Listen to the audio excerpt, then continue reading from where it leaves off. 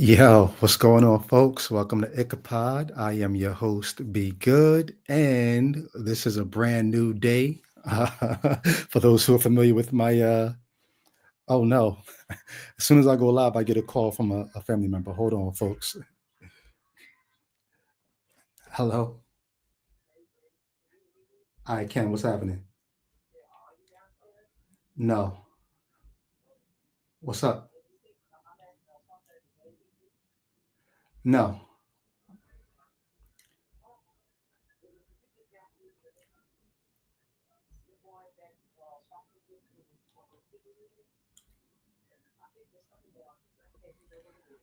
Okay, I'm sorry. I'm actually online live right now. All right. All right. All right, sorry about that, folks. I thought it was an emergency. It was a shopping list request. What's happening, Daryl Williams? Salutations. So, look, I'm gonna be here. I gotta find a better way to do this, but this is all brand new for me. I'm gonna put a link in the chat, and if I put the link in the chat, I guess I don't know how it's going to actually be seen on other platforms. I probably need to find a way to put the link on the screen. So let me think of the best way to do this. I am going to be taking calls for anybody who wants to call in. I'm particularly looking for theists to call in because I want to know why. Why should someone like me? Now, granted, keep in mind, I was a Bible believer, a Bible teacher, apologist, all that. I got to the point where I began to see the Bible as not divine whatsoever. And I think the Bible is the worst kind of hearsay, especially the Christian message, the worst kind of hearsay that is not believable. But if you think it's more than just hearsay and you think it's actually believable, I'd love for you to call in.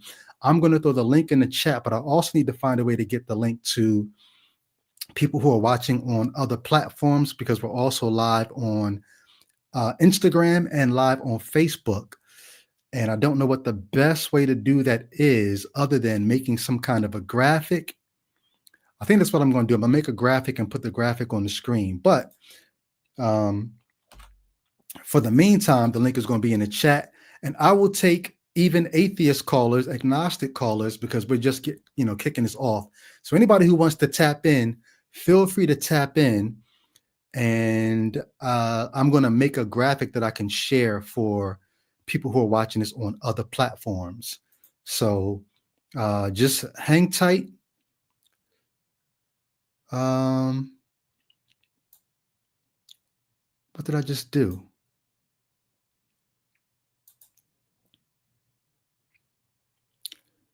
Oh, I had to actually hit go live on Instagram. So it just went live on Instagram, I think. But it should be live on Facebook too. Or do I need to actually go into Facebook and hit the live on Facebook too? But it's showing me that I'm live. Nope, it says I'm live on Facebook. Okay. So the link is in the chat. Anybody who wants to tap in, you don't have to be a theist. You can be an atheist. You can just be tapping in, checking and saying what's up. But I'm also going to take a minute to create a graph that I can just keep on the screen at all times. So give me a second. Bear with me while I do that. Hope y'all are doing all right today. I know the news is probably crazy. I haven't even been checking in because there's so much going on. I spent the last hour trying to figure out how to get this live on TikTok, and I couldn't do it. I ended up going live on TikTok, but without being live on Facebook at the same time. So if you do tap in, you'll be tapping in on StreamYard. You don't have to share your camera if you want to. You can just tap in and share your voice. I think that's how it goes. You can just turn your mic on without turning your camera on. And I know I should have had this all set up before I jumped on, but I didn't. So I'm doing it now.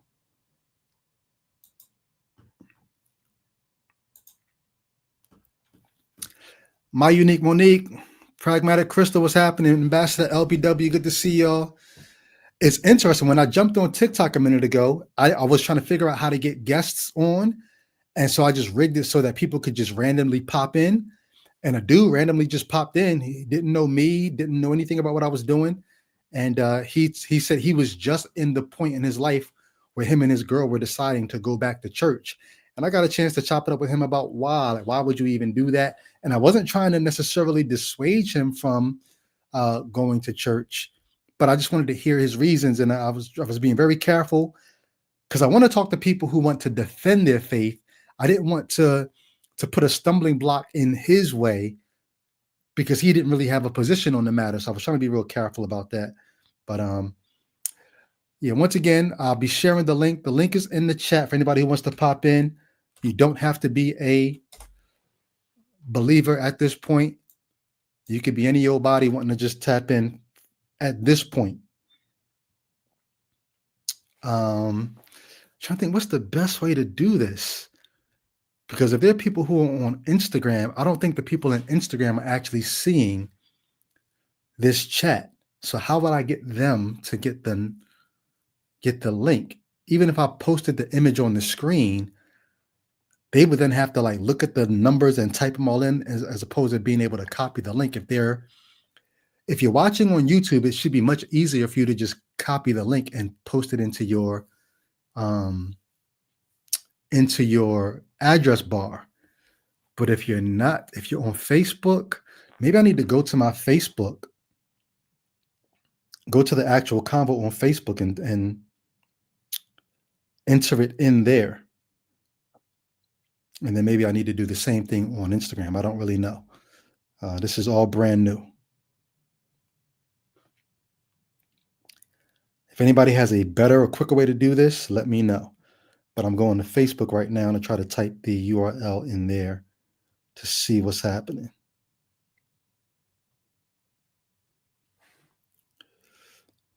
Somebody on Facebook said, why you go live when we're at work though? Okay. Let me see if I can get the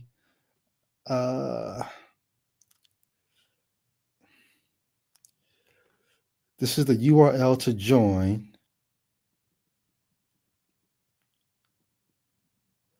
Why do I go live when you're at work? Because this is me at work. This is where I work. I work here. YouTube and Facebook people can just click the link from the comment. IG, tell them if they want to talk to come here or Facebook. Okay. So if you're watching this on Facebook or IG, find me on YouTube at Ichabod. YouTube at Ichabod. That's spelled ICHAPOD. And then you can get the link from the chat on YouTube. There's got to be a better way. I'm going to figure out a better way. But at some point, we're also going to get a caller in here. Let me see if I can pin this comment to my Facebook comment section. Once again, right now, anybody can tap in. If you just want to tap in for a minute or two to say what's up, that's fine. You don't have to be a theist. If you just want to tap in, it's all good.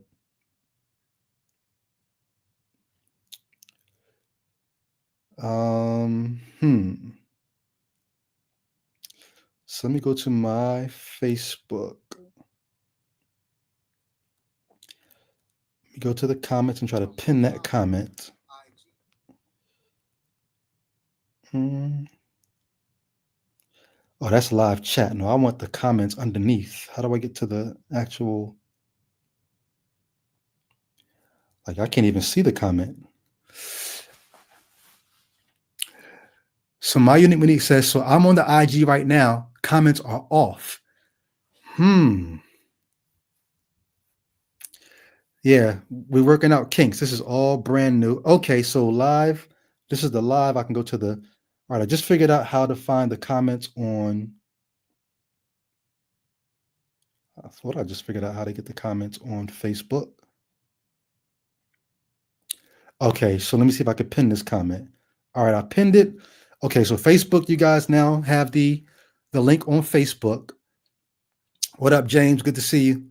Anybody can tap in at this point. You don't have to be a theist. Click the link. You'll come up in my feed here, and I'll bring you on the screen. We can chop it up for a minute or two, and then I'll let you go. But I definitely would love to have some theists come in. I'm saying that the Bible is based on nothing but especially when you get to Christianity. I could say the same thing about the Old Testament, but especially the Christian story. It's based on the most unbelievable hearsay. Why should I, or anybody for that matter, believe it?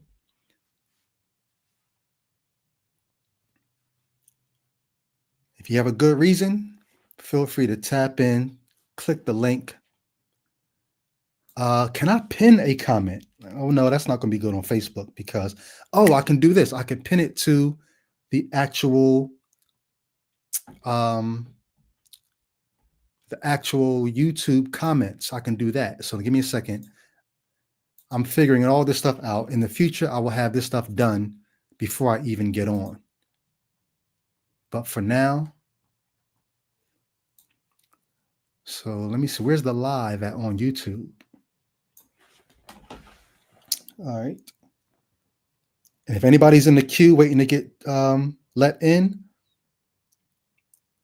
I will find you in a second and bring you in.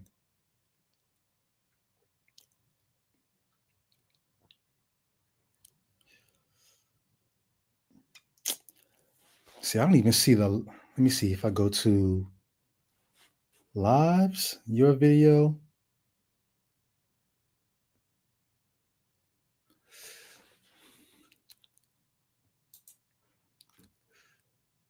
Okay, here it is. So I can pin the comment here on YouTube. That's the chat. I want the actual comments. How do I get there? Boom. No, I don't want the chat. I want the comments. How do I do that?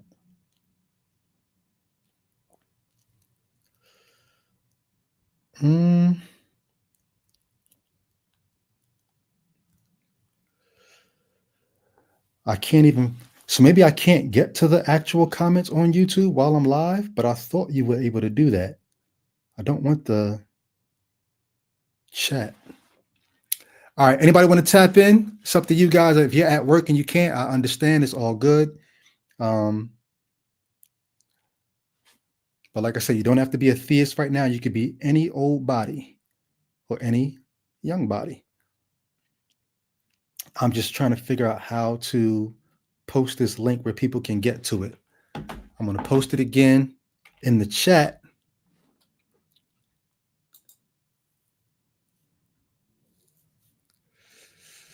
But I cannot post it in the comments on YouTube because I can't even see the comments on YouTube.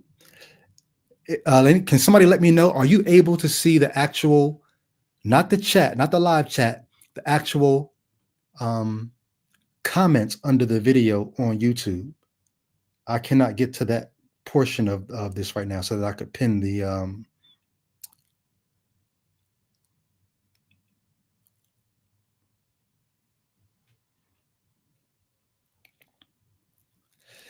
oh yeah, the title should not say Hearsay, H-E-R-E. I thought I corrected that, but I guess it went back to the.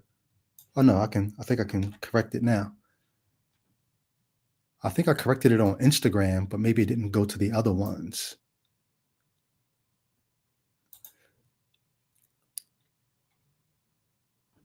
All right, so the YouTube title just changed. Let me see if I could change the other ones.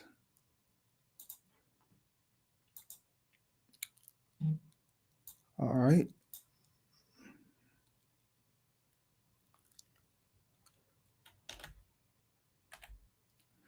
So that title just changed. And now I need to change the Instagram one. Oh, that's good. Sometimes they don't let you change stuff when you're live, but this allowed me to change all three of the titles live because I had a typo. I called it H-E-R-E say. Then I corrected it, and then it reverted back to the uncorrected version. But thankfully, allowed me to change them all. Psionic, what's happening, yo? Good to see you. Hey, Eddie, what's up? Like I said, anybody can tap in. We're just shooting this shit right now. I do want some theists to tap in if you're willing to defend why you think the Bible is worth believing. I'm saying it's hearsay. I'm saying It's like the game of telephone. Somebody said something. We don't know who said it. We have no idea who said it, but somebody said it. Um, and then the story began to spread to the point where now we're running around the world telling people, you better believe this or you're going to go to hell. It's based on hearsay. Can anybody substantiate that the Bible is worth believing and it's not just hearsay? Or if it is hearsay, it's hearsay from a God. God was the first one who sparked this long game of telephone, and therefore we should all still be believing it today. Anybody willing to defend that? If you are, click the link. Come on, let's talk about it. And if you're a former believer and you stop believing that, you just want to tap in real quick, feel free to, because I just want to see how this goes with people tapping in.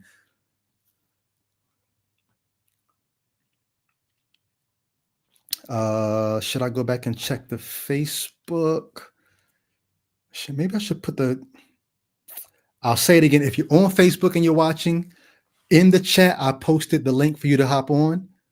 Not in the chat, in the comments. I posted the link for you to hop on. But I'm also going to post it in the how did I get to the live chat? I had the live chat for Facebook up a second ago, and then I lost it. Oh, here it is.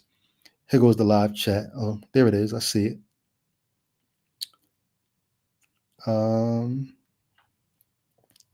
Live chat. Here goes your link to join me in the live chat on Facebook. If you're on Instagram, I guess I would have to go back on Instagram and turn the comments on. Uh-oh, here we go. James is in the house. My God, what's happening, yo? Hey, I might be muted. Hang on. No, you're fine. I hear you, but I need to change and put my headphones on. I was just trying to make sure that it was all working and help you test it out and whatnot. Yep, I appreciate you, man. Yeah, I've been waiting to get you back on. Hold on, let me put you in the headphones so you don't feed back. Let's go with the. Say something else. Yes, sir. Check. 1, 2. Testing. Good. All right. I didn't even think about that. I've been waiting to get you back on, man, because we've been dancing around the topic of souls and consciousness, and you do so much in that vein already. I do. We gotta have a longer discussion about it, but just catch me up. You're not a person who believes that we have souls or are souls, are you?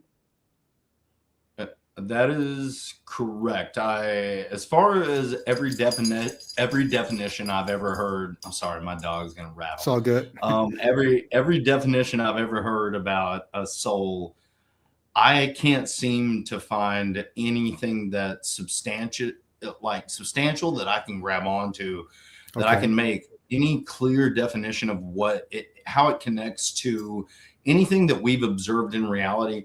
I understand the need for and the desire for more. I do get that. Mm-hmm. I understand that people don't want to think that when the lights go out that's it. I get all that. I understand. Well, for me, so can I be honest with you? For me, it's not even like when I think about these things, I too want a better understanding and maybe even explanation of what we are. And it's not about what happens when we die. Does something continue? I'm just amazed at the fact that whatever this material is that makes me, from the blood vessels to all the cells and organelles and the brain chemistry and the neurons firing, that whatever all this material is allowing me to sit here and speak to you, and you're just material too, but you're able to take my words and feed them back. Like, there's something in me that says, damn, but I still come back to, I think it's all just material, but it does make me want this material to be looked at as more than just material, though I can't get as far as soul. Does that make sense? It absolutely does. It absolutely does. Yes. And I understand the desire for that. I mean, even here's where what I'll say is that each and every one of us know that we have that Rene Descartes, I think therefore I am, Mhm. that very The cogito ergo existential. sum, or yeah, that existential experience of self identity. Mhm. And that matters to all of us. And so something about this disregard of free will or soul or something, it just seems so dismissive about the nature of what we experience first That's person, you that nailed it. we just don't want to even deal with it. We Yeah. don't want to think about it.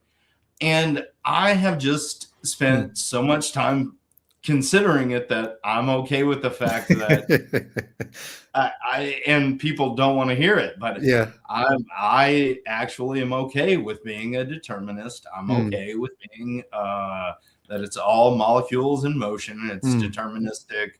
I don't have a problem with these concepts. I'm not Okay. scared about it. I'm Yeah. an optimistic nihilist. I know my I love it. I my love it. car this morning, when I went out and tried to start it this morning, it ramped up, and the sensor told me, it was like, hey, you need to check your engine coolant.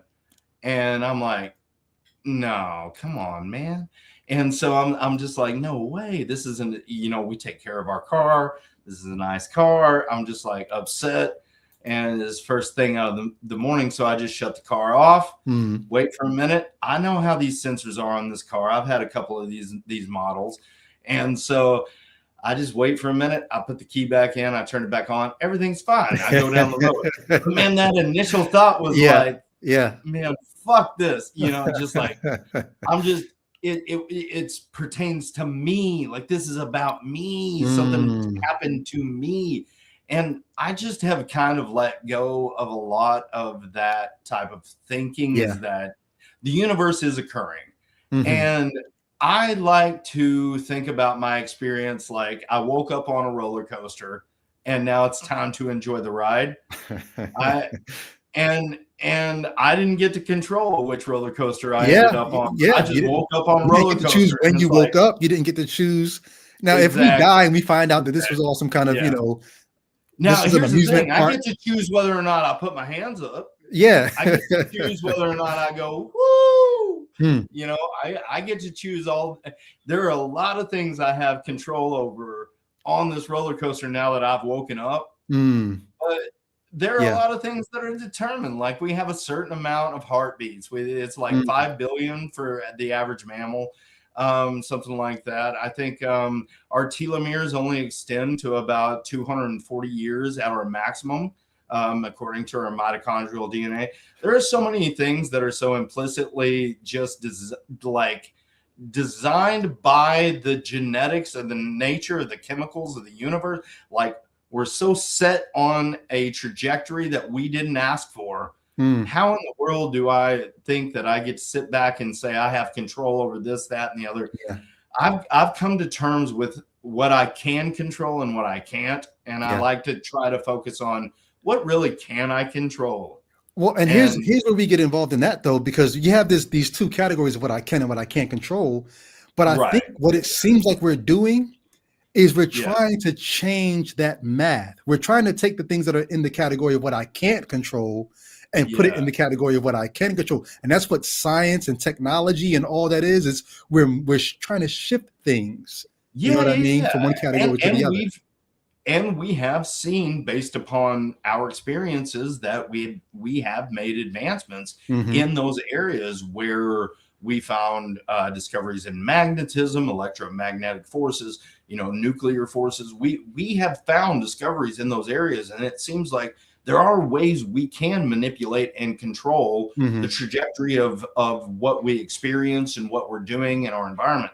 However, we also are at the mercy of the nature of chance. Like, maybe I wouldn't have stumbled upon this at this time and understood this concept, Mm. and maybe we would have Yeah. found another, a different trajectory, or we would have went a different way, and we would have been in the Bronze Era for 2,000 more years, or whatever that could be.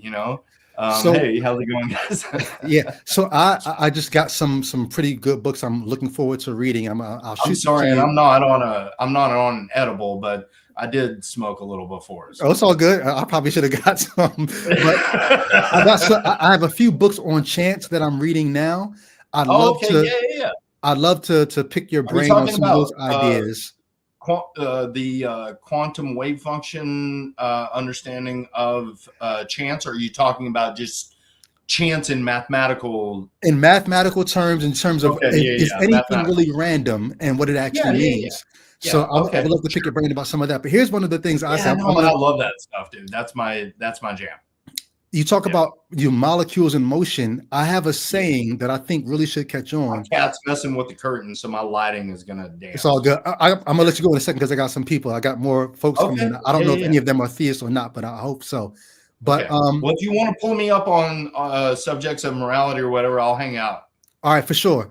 But Okay. to your point about molecules in motion, I look at it and I say I was always taught, science is bad because science tries to make everything about nature. No, it's supernatural. God is this, and angels and spirits, and this, that, and the third. And when you die, your Yeah, soul. yeah, yeah. Okay. And I got to the Sure. point in my deconstruction and deconversion where I ended up saying, I don't know about the supernatural. I don't think the supernatural is a thing. I don't think it's ever been experienced. It's not been my experience, even though I thought it was when I was a Christian. I said, but here's what I am willing to say. I don't think that there's such a thing as the supernatural, but I do think that nature is probably more super than we've been giving it credit for being.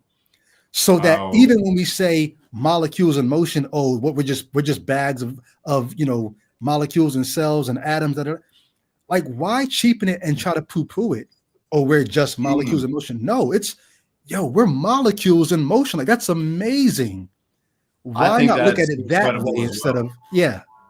I think it's incredible as well. Whenever I look at the complexity and the nature of the universe, I'm just in awe. Whenever I look at what we do understand about quantum mechanics and the quantum wave function and things like that, I'm in awe. Our Yeah. mathematical formulas and the way that the fact that you and I are communicating this way, Hmm. this quickly over. I Yeah. mean, I'm in Oregon right now, Right. close to The complete Ty, opposite end of the country from where I'm at. and yeah, and it's in real time, and Hmm. we've been able to do that, and that's been through the scientific method. Yeah. No, there's nothing else in history that has been more reliable than our consistent rigor of seeking consensus in the scientific method and using methodological naturalism in order Yeah. to form conclusions about what we can experience tomorrow and the uniformity of nature. There's Yeah. nothing that's been more reliable and more consistent. So with that, I'll leave you Hey, with good your kicking it gift. with you, man. I'll be back in touch with you soon, man. Thanks for hopping on. Hey, absolutely. Thanks for letting me And check hold it on. out. Also, you said I always mispronounce your last name. Let me hear you say it so I can get it in my head. It's Pesh. Pesh. Yep, just remove the C like it never happened. Okay. All right. Get you soon, man. Much love to you. All right, love to you too, Brady. All right. Later, dude. Peace. All right. Where did where'd you guys go? Uh, did I remove somebody? Uh-oh.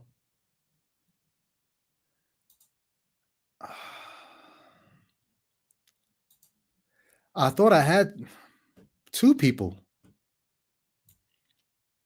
I saw a comment. I'm gonna read this comment. Uh Neto 5816. Sorry if I said your name wrong. Says, please don't get me wrong, not trying to discredit you, but you spent the most part of your life teaching people to believe. Wasn't this question about the hearsay a weak argument? Why is it valid now? Hey, great question. Um, I don't know where you stand with things, but would you love to hop on and maybe we can have a discussion?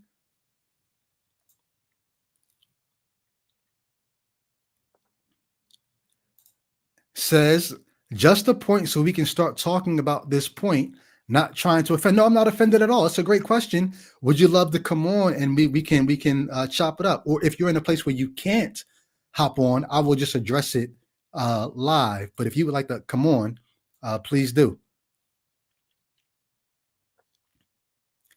I'll put the link in the chat again so you don't have to search for it.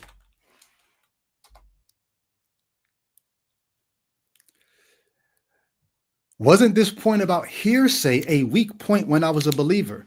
I don't know if it was a weak point. I think it actually was a really good point. I think I just was a little too caught up in the propaganda to understand how good of a point it actually was. Because I believe things like this. Like if you would have told me, if I was a believer and you said to me, Brady, why you believe in it? It's just hearsay. You know, I would have said to you things like this. I would have said, um, the disciples would not have given their lives for just hearsay. They must have experienced they must have experienced the resurrected Jesus to make them go to their deaths for this claim. So that would have, in my estimation as a believer, that would have made it more than just hearsay at that time. Now, what I did not know, what I probably should have known, is that we don't have any good evidence to suggest that many of, not even most of, the storied followers of Jesus died for their faith. At most, you could say Paul, and maybe you could say Peter, but in terms of the others, you don't get any idea of how they really died outside of church tradition, things like Fox's Book of Martyrs that comes along much later. And so this idea of these, why would they die for this if they knew it was a lie? Who, like, which of them really died for this? And so I don't know if when I was a believer, I knew just how much hearsay the New Testament story actually was. Like, think about it. One of the strongest claims is Paul saying 500 other people saw Jesus alive after his death. And you're like, oh, 500 people saw it? That must really be true. But who are these 500 people? You don't have 500 witnesses. You've got one person saying there is 500 witnesses. That is hearsay. And so when I was a believer, no, I did not know how much hearsay it actually was. So the link is in the chat. If anybody wants to pop on, please do. You don't have to be a believer, but I am looking for believers to converse with. If you're on Instagram, you're like, yo, I want to get on, give me the link. You got to come to YouTube. Go to YouTube at Ichabod, ICHAPOD. You can find the link there. I have not figured out how to post the link on Instagram just yet, but it is there. So you guys know I'm going to be doing this a couple of days a week where I'm just hopping on to have conversations with people.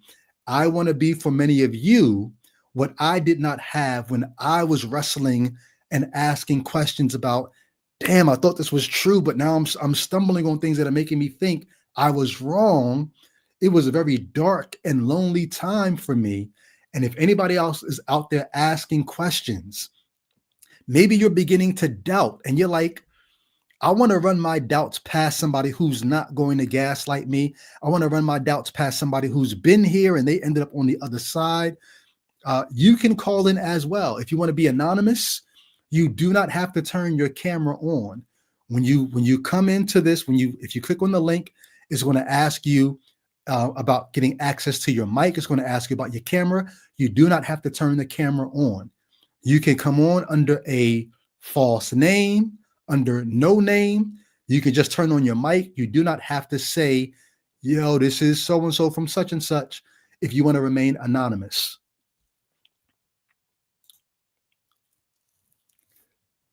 All right. Sorry, typing real quick. So the link is in the chat. I'm going to post it again. If you're on Facebook, the link is pinned in the comments on Facebook, not under the chat on Facebook, under the actual comments on Facebook. That's where the link is. If you can't find it there, you don't feel like scrolling up or you're having a hard time, go to YouTube, go to Ichabod on YouTube, and you'll find the link in the chat and under the video, the comments under the video, where you can join me on screen and we can talk about it. If you are not atheist, if you are atheist or agnostic, and you just want to tap in and say what's up, feel free, you're welcome as well. But I am also looking for theists to tap in.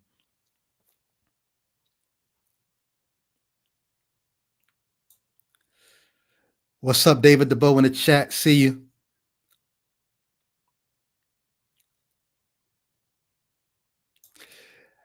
So he and Neto, sorry if I'm saying your name wrong, says, I'm a believer, but I will never start questioning things. That's just a very weird thing to say. Um, Says it's cool to have these types of conversations, but how do you know? And why would you say I will never start questioning things? Like, to say I will never start questioning things is to be very closed-minded. And I'm going to be honest with you. I made a comment on Facebook a couple of days ago that I don't even like the comment, because I was talking about, like, I spent the last couple of years financially helping people out, believers, unbelievers, anybody. If I saw a need and I knew I could meet the need, somebody could just say, hey, my car broke down on the highway, I got to pay for a tow truck, I got my kids in the car. I just would, like, hey, how can I help you? People that I knew, people I didn't know. And so on Facebook, I said, hey, I'm not doing that anymore because of what's happening financially right now in the country. I need to fix my own financial situation, and people are starting to act like I owe them. So I closed that.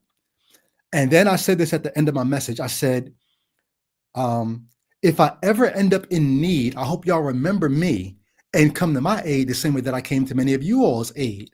And then I said this in the comment. I said, I will never pray to God for help, but I hope y'all remember me. And when I go back and I read it, I'm like, damn, how do I know I'll never pray to God for help? In my current mindset, I don't think I ever will. I don't know what's going to happen in the future. I don't think I'll ever pray to a God, because I don't think I've been in situations over the past couple of years where I needed help. Maybe not financially, but I was like, I need something to happen. The thought never crossed my mind to pray. There was one time I was running through the airport about to miss my flight. And it was like 1 o'clock in the morning. It was a red-eye flight. And if I miss this flight, I'm stranded there till sometime the next day, and probably going to have to pay for a new ticket, because it was one of those cheap tickets where they're not just going to bump you to the next flight. You got to buy a new ticket.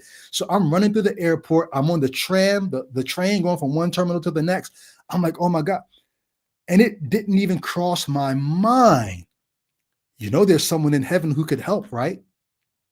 And then when I finally made the plane, I sat in my seat and I was wet from sweating and running. And I sat down, I said, damn. And it dawned on me that it didn't even cross my mind to pray that God would stall the plane or speed up the tram. It didn't even cross my mind. So in my current mindset, I think I'm pretty confident saying I don't think I'll ever be praying to a God for help. But if I end up in a situation that's so dire and there's no human help, I think I'm going to just resolve to deal with that situation and accept the facts. But I don't know that I'll never pray. And so saying I'll never pray to God for help, that statement troubles me because I don't know the future. I want to be open-minded enough to say, if I was in dire enough straits and desperate enough of a position, and maybe I would be moved to say, if there's anyone up there, help me. Maybe I would do that someday.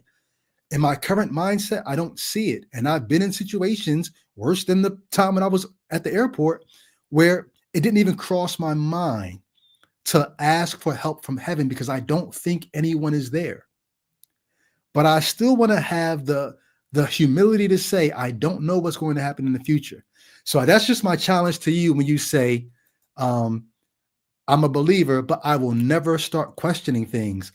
Like, to say I'll never start questioning things is just a very, like I said, closed-minded way to look at things. The Christian rapper Shy Lynn, after my deconversion, when I made it public, we went out to shoot pool one time, and he, in the middle of us, we used to shoot pool and just talk about hip hop and a bunch of other stuff. And one time he just said to me, I think it was the first time we got together after I deconverted publicly. Shy Lynn said to me, he said, do you ever doubt your doubts? I was like, do I ever doubt my doubts? And to be honest, I doubt my doubts all the time. But then I think through them and I'm like, no, I still, and I don't even know that. Here's why that's a weird question to me, because it's not that I have doubts. I had doubts, which caused me to study and deconvert and deconstruct.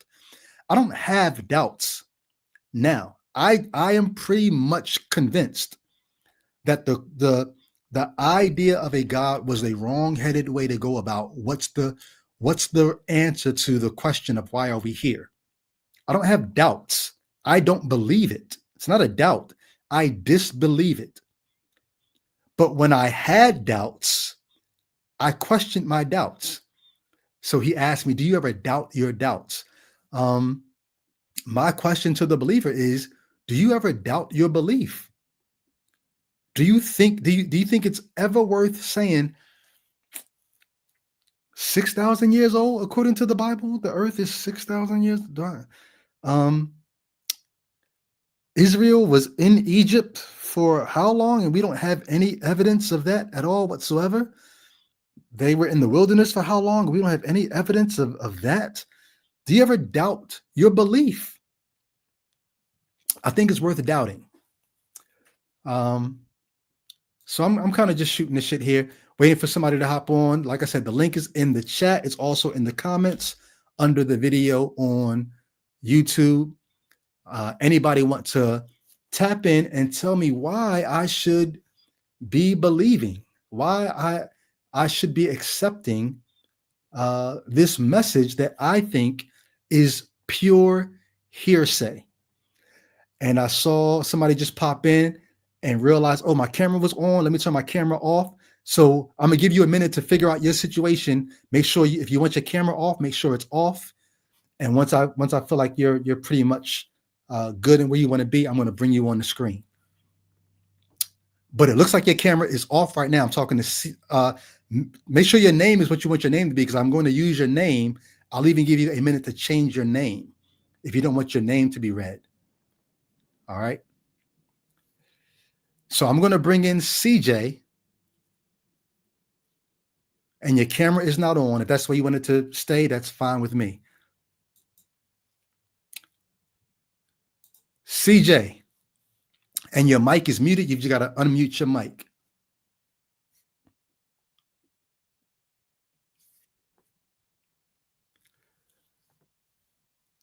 If you go down to the bottom of the screen, you'll see like the settings where you'll see me, you'll see you. Click on you, and then you'll see options to unmute your mic. CJ just dipped, but we've also got somebody else in the chat. Your camera is on as well. If you want your camera on, you can leave it like that. I'm going to bring you on the screen now. All right, cool. I'm going to bring on Ben Thorpe, aka Abel. What's going on? Hey, how you doing? Excellent. Your mic sounds like it's booming. Oh, it's super loud? No. It's great. Leave it. Oh, okay. It's perfect. Okay, Ben Thorpe, real quick. Theist, atheist, agnostic. Where are you at when it comes to the God topic? I'm a Catholic. Catholic. Practicing Catholic or getting back into it? Where you at with that? Oh, I'm a Catholic believer. Okay, got you. The title of my video says that Christianity is based on not just hearsay, unbelievable hearsay. When you see that, what do you think? I think what you mean by hearsay is like things that other people have told you. So I think that's accurate. Okay, so you wouldn't dispute that? Well, I think there is an experience that one has oneself, but it is primarily a tradition, handed down. Would you quip with it's unbelievable hearsay, or would you say no, it's supposed to be unbelievable, that's why faith is needed? No, I would say, I would say it's actually very rational. It's the best explanation. Of what? Everything.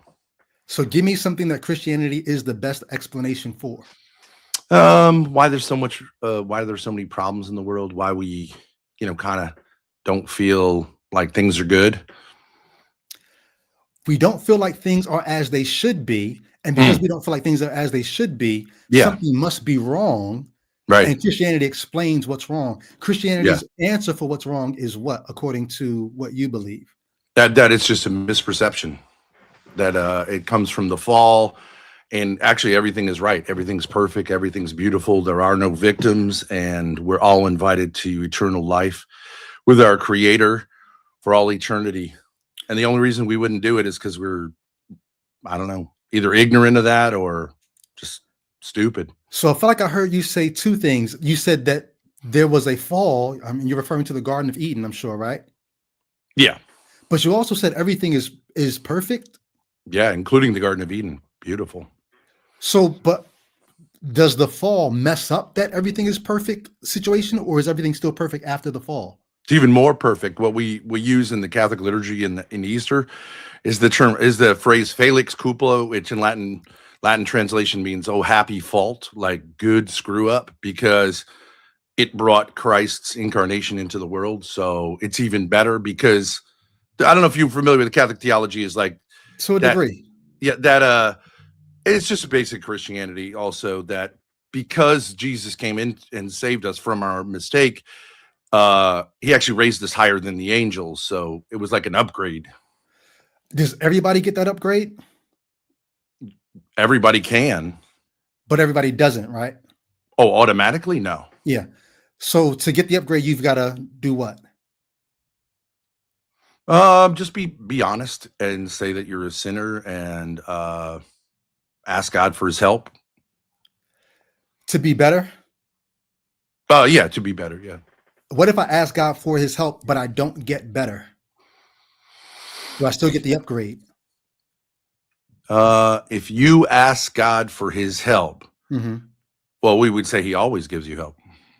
The help So, you need. You might not think it's the help you need, but so there are very many Christians who were like me, praying to God to be delivered from pornography, masturbation, Mm. cursing, drinking, cheating on their spouses, being better parents because they don't think they were the best parents that they could have been. Christians asking God for help all the time. And so I was in what we call accountability groups, which is, every other month or every month we would get together and we would confess our sins one to another. And there were certain people who confessed the same sins every month. And That's true. Yeah. one guy got to the point where he was like, I just think God wants me to struggle with this because he hasn't been helping me with this. Yeah. Do the people who ask God for help but don't get better, I guess what I'm wondering is getting better part of everybody who can get this upgrade? If you don't get better, do you still get the upgrade? I mean, I think it's a weird way of phrasing it. It's like, so if you think it's just like a one and done, like I received Jesus Christ as my personal savior, and then like you're just expecting like everything to get better and all your vices to be overcome, well, then you don't really get it, because it's a relationship, and you gotta give, you gotta be sincerely engaged. It's like a married person. Say you have a problem with masturbation, then you get married and you go, well, I assume I won't have a problem with porn. Like that's kind of like that's just kind of immature, right? Naive. So hopefully if you get married, you will see that as more fulfilling of an act, and so the pornography inclination will go away over time. Though I don't know that there's any hard and fast rule about like exactly how quickly that happens. And so God will give his grace as he sees fit. And for some people, like, yeah, you don't know. So I think one of the mistakes people think is like, if I become a Christian, then all my problems will be instantly solved. Like no, no. Right. So you may get incrementally better. You may not get as good as you think you should be. You may get better in a way that is imperceptible. Like no one can even tell you got better. But if you, like you said, if you believe, you confess that you're a sinner, that you need Jesus, and you're on the road to beginning to get better, you become part of the upgrade at that point, is basically what you believe. Yeah, but when you use the term upgrade, I'm not sure what you're saying. Well, you used the term upgrade. You said that. I did, yeah. Yeah. So I'm just saying, how do people become a part of that upgrade? What do you have to do to become part of that upgrade? And you said confess that you're a sinner and, believe in Jesus, and you get the upgrade. So that's the only reason why I'm using the term. Well, it's not passive, but it's more like a relationship. But if you make it like a passive thing, like you just trade something in for something else, that's not quite accurate, but it's fine. But we become more and more like God through his grace. Right. Now that's the upgrade. Question. Now, yeah, okay. Sure. Well, my question was going to be, okay, so the people, because Paul says this, Paul says, anyone who calls on the name of the Lord will be saved. But how can they call on somebody that they have not believed in? How can they believe on somebody they haven't heard of? How can they hear unless there's a preacher? How can one preach unless they are sent? So in Paul's idea of how this thing works, nobody's going to get that upgrade unless they call, but they can't do that until they believe. They can't do that until they hear. They can't do that until somebody preach. There are people all over the world who are never going to have anybody preach. so that they can hear, so that they can believe, so that they can call and be saved. So Yeah. is everybody going to get this chance to get the upgrade? Yeah, so you'd have to, right. Paul is saying he's encouraging Christians to spread the good news. But the question of like, what about people? Of course, Paul was aware that there are many people who've never heard it. And so theologically, like the focus for many, many centuries was, spreading the word as far and far, to the ends of the earth. Mhm. And it was kind of left as a question, well, what about the people before we got there? But the church has wrestled with that over the years. And basically, Catholics and Orthodox, like the oldest traditions, would say we all can encounter Christ implicitly through creation, and our response to that is what we're judged on. So if we don't have the explicit gospel, we do all human beings have an opportunity. It's in Paul, actually. All men have an opportunity to be saved, not like just males, but it is a universal. It is also universal. Can you point me to what you're pointing at in Paul to say that it's universal? Geez, I don't know where it is. Because here's my God's thing. universal. If you were to look up God's universal plan for salvation, like in other words, Paul says, I think you're probably familiar with this in Romans, that like you can look at creation and know there's a God. So he's saying you don't need to be have the Bible to realize there's a God, right? So he says there's a law written in our hearts. I think he's just appealing to like conscience, that we all have a conscience. So so you're right to say, and I do think this is a super critique of many Christians, that like, how could a just God damn people to hell who never heard of him explicitly? I agree, that's crazy. But that of course wasn't the focus of the church. The idea is let's spread the gospel. But then when the church became so big, and like, I think it happened when Europeans came to North and South America, like, so what about all these people before we got here? And then it's been a while, but the church has something called invincible ignorance. If you don't know, you can't be held accountable. Which is just kind of common sense. But that doesn't seem to be what the apostle says. He doesn't say, if you don't know, you can't call, and therefore you won't be held accountable. Yeah. He says, anyone who calls on the name of the Lord will be saved, but how can they? Right. If they don't hear, if no one preaches, So he seems to be saying, if they don't hear, they can't call, and they can't be saved. You don't think that's a fair reading? I understand. I mean, I think sometimes you can read something and say, like, what is the person trying to say here? I think he's trying to say, get out there and let folks know, because I would say, of course, it's much easier when you hear the explicit gospel to then, respond one way or the other. Right. And that's what God wants us to do. But obviously, there was, of course, before Christ, there was thousands, I don't know, tens of thousands of years of people. Right. And the idea on that one is that when our Lord died, he went down to Hades, where they were just kind of hanging out, preached to them. And then, so they then had that opportunity. It's called the harrowing of hell. I don't know if you're familiar with that, but like, okay, so the idea is everyone got a shot, even though they had to wait maybe until they waited in this kind of Sheol, like shady, like dark place. Yeah. Neither heaven nor hell. But then if you say the Native Americans after that time, they encounter, because Jesus is also the second person of the Trinity, through whom all things were made.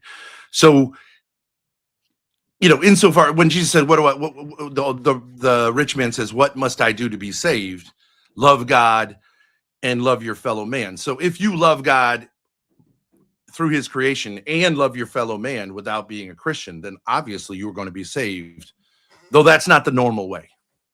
Right. So there's several things that you said, but I want to go back to the caption of this stream, that Christianity is based on unbelievable hearsay. So even Paul seems to be saying people have to hear this message from other people, or they're not going to get even the upgrade that you're talking about. His method of how they get the upgrade is they've got to hear it from other people.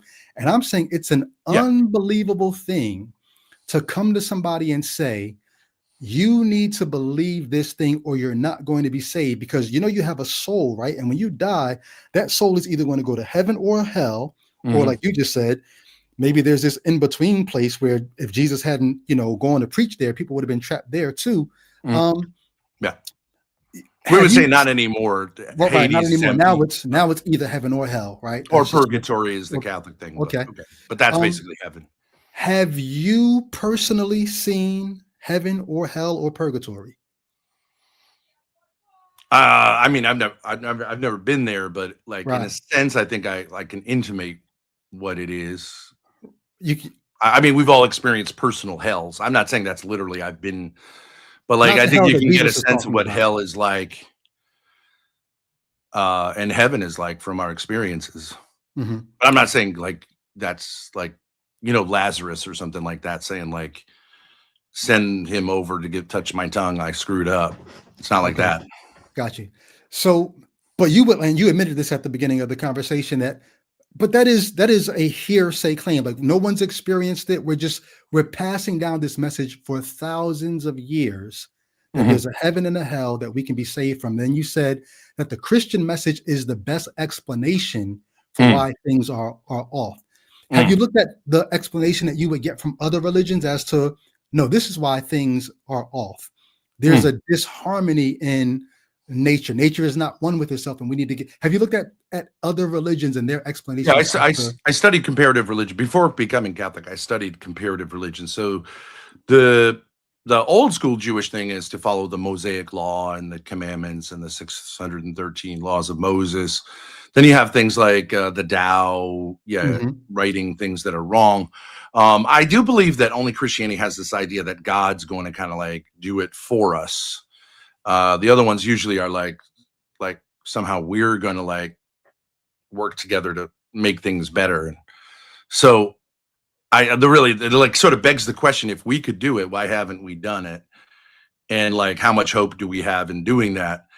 And as a young person, you look into things like the environment or like the war that's going on right now in Iran. If you say like, well, let's get together and talk, and I think we can avoid wars, it's like, wow, I mean, history doesn't give you much hope there. but would you admit that the Bible doesn't give much hope there either? Like the Bible is all about wars. Like No, the whole idea of the Bible is God's going to use war to give Israel the land that He promised them. And then when you get to the New Testament, God's going to use a war to kill the nations that didn't follow Jesus. The Bible what? is, Have you ever read the Bible? I have. I studied the Bible for many years. You're Have saying you you ever? read the New Testament. You read Yes. in the New Testament that Jesus was calling for a war upon non-Christians. Jesus is going to come back on a horse and he's going to trample the nations so much so that the blood of the nations is going to rise up to the bridle of the horse that Jesus is riding. And a Oh, sword is going to come from his mouth and slay the nations. And angels are going to come back with him. The Bible is all about war. God's okay. solution on how to make things right is war. It's always war. You're speaking of like the apocalyptic literature in the New Testament. Do you Okay. think? Okay, so you think Jesus was a proponent of military conquest? Every knee is going to bow and every tongue is going to confess. That's war language. He's No, it going to, isn't. he, when do knees bow and when do tongues confess that somebody is Lord in the culture in which the Bible was written? In That's a worship. military, no, that's a military conquest. It's not worship. That's I- we as Christians have made that a worship thing. That's military conquest. If I Well, I have to mean, confess that Caesar is Lord, it's because Caesar has conquered my territory. yeah, I understand that there were images like that are used. Like we call the church militant, but you don't think that the New Testament is largely preaching non-violence? I think different authors in the New Testament had different reasons for preaching nonviolence in certain instances, but ultimately the hope was it's bide your time, live peaceably with all men now, Mm, obey the authorities now. But yeah. one day our Lord is going to come back and he's going to put all of our enemies under our feet. Oh, It's an true. so Yeah. that's a war motif. Yeah, That's if you not a want to say worship motif. there's a spiritual war, sure, okay, there's spiritual warfare, no problem. But I mean, that's not the same as military, a military philosophy. That'd be obvious, right? So one of my issues when I was a Christian, I began to see, oh, this is what's happening. And tell me if you think that this is true or false. Sure, yeah. If you find two Christians debating a topic, it's because of one or two reasons. Either one of them wants to take something literal that the other one wants to take figurative, or vice versa. Yeah, sometimes. Yep. Yeah. And so I think what's happening here is you're looking at passages that probably don't sit right with you. When you look at the blood of the nations rising up to the bridle of the horse that Jesus is on, you don't want to take that literally. And so for you, now granted, apocalyptic literature is figurative, but the figurative language has to have some kind of material counterpart. So even if it is figurative, it's still speaking of some reality that the Bible audience, the biblical author and audience, they want to see something come to pass. So Jesus on a horse with a sword coming from his mouth, it's saying something about what God's going to do to right all the wrongs of history. Oh, definitely, yeah. What do you think that is? Well, I mean, it's spoken about using mystical imagery, but I have no problem saying that God sometimes comes in and, absolutely destroys people. Yeah. Including killing them. But we don't. Right. But when you say we don't, Israel did in the Bible. If those stories are true, the whole conquest from Joshua on is genociding people. Right? Not really. I mean, there were a couple you could say is like that. I mean, was on by God's command, not right. So, but all I'm saying is when you say God does it, we don't. God employs people in his. If God says I'm going to kill the Amalekites or I'm going to kill the Moabites, God doesn't just strike them with the plague. He sends people to do it. Well, he sometimes does strike them with the plague as well. Only people he struck with the plague was Israel. Well, the plagues on Egypt. The plagues on Egypt. Okay, yeah, plagues on Egypt to free Israel. But then after that, once Israel was free, they become his hands to the nation. If God ever wants to judge a nation, he's going to use Israel to do it. And then, crazy part, when God wants to discipline Israel, sometimes he sends plagues, but then other times he says, I'm going to use the nations to chastise Israel. Yes. Yep. So God's whole motif in the Bible is war. I'm going to use people to hurt people to accomplish my ends. I mean, in the Old Testament, yes. In the New Testament, it's nuanced, I would say, in the sense that there are no holy wars in the New Testament, nor in Christianity, although you could argue that people have done that. But do you think the Bible is believable? So it's hearsay. Yeah. We know these stories because other people believed them and passed them on and wrote about them and updated the text and all that and passed them to us. It is hearsay. True. Do you think it's believable hearsay?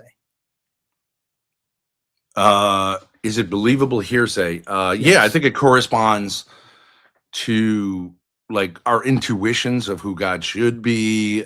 Things like the afterlife, I think, are fairly obviously like, although this idea of heaven, hell, purgatory maybe not be, but like, yeah, we all have from all history had it throughout all of history have had an intuition that something goes on after life. So I don't know that I know that all people didn't have that exactly spelled out, but it is largely hearsay to say that there was a man, Jesus Christ, or Jesus of Nazareth, who walked around and all this stuff. That's largely someone else's account that you believe. Yeah.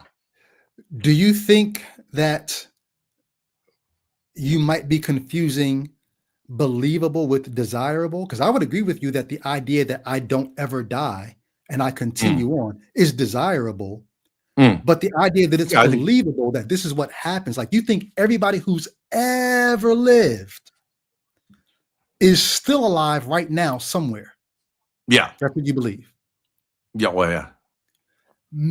Billions of people, physically or just spiritually? Oh, I believe the only ones we know are still like physically resurrected was our Lord also, for Catholics, we would say his mother, and then there's maybe something about the prophet Elijah, but mostly spiritually, right? We understand their bodies are still in the grave. What about the people who came out of the graves when Jesus was crucified? Yeah, Matthew says a bunch of people got out the grave. I don't know what that. I don't. Gotcha. I know. I understand. I know that's in the Bible. It's kind of a weird thing. Yeah. People don't touch on that a lot. People have talked about it. I don't really know how the church has dealt with that, but as far as this idea of, is it believable? I forgot the point I was going to make, but you were saying, is it believable? Well, my question was, everybody who ever lived, billions upon billions of people, you believe that they are all still alive somewhere? Well, their souls await the resurrection. Yeah, that's right. Are their souls alive, or are their souls in a sleep state?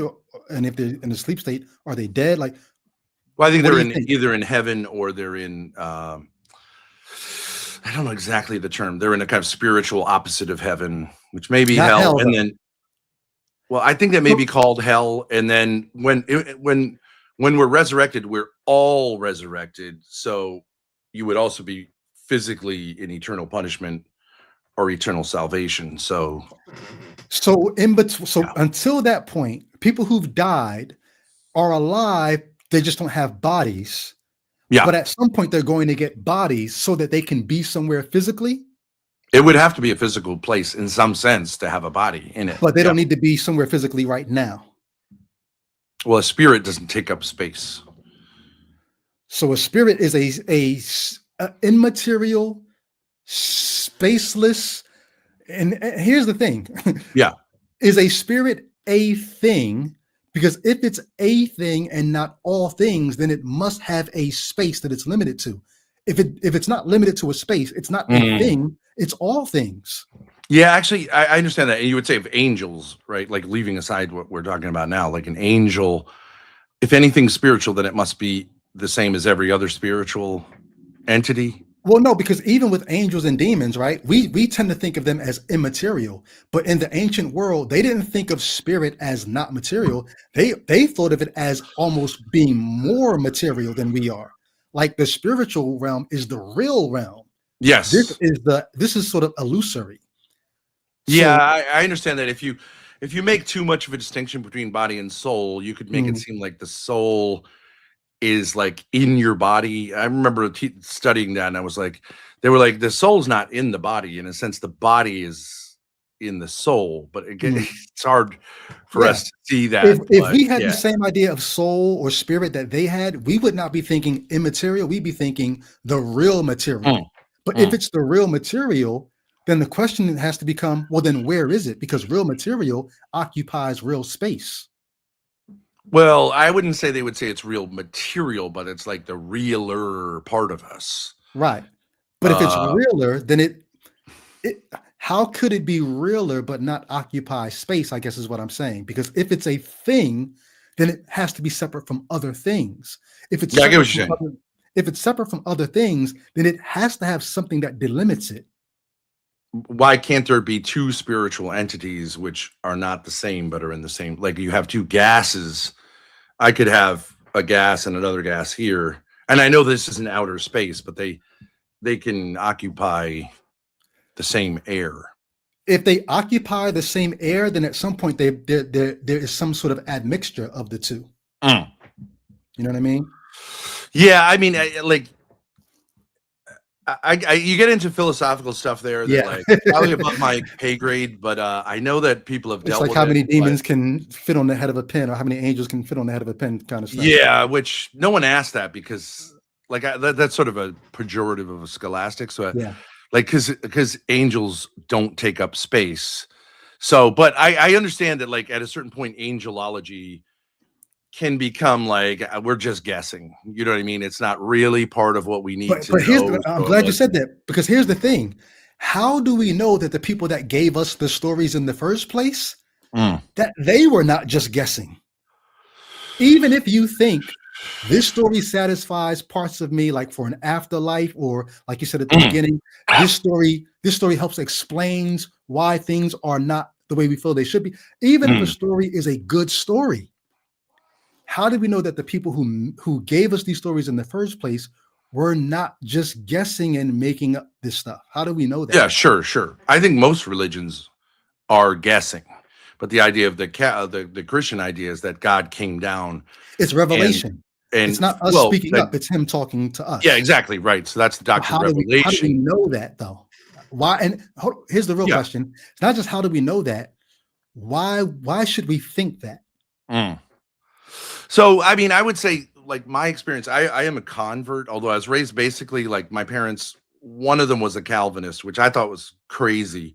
And then my mother's like a kind of liberal Baptist. Okay. So then when I kind of wandered away, and then I became Catholic. And like I was saying, I studied different religions. And like one of the things that and you could say this is my desire or whatever, I don't have a problem with that. When you read the teachings of Jesus Christ and compare them to the teachings of Buddha, Confucius, all of which are like very wise, you see something that I think is like just remarkable in the teaching. No one says turn the other cheek. In other words, respond to evil by not even nonviolent resistance, but just submissiveness. Just let them hit you.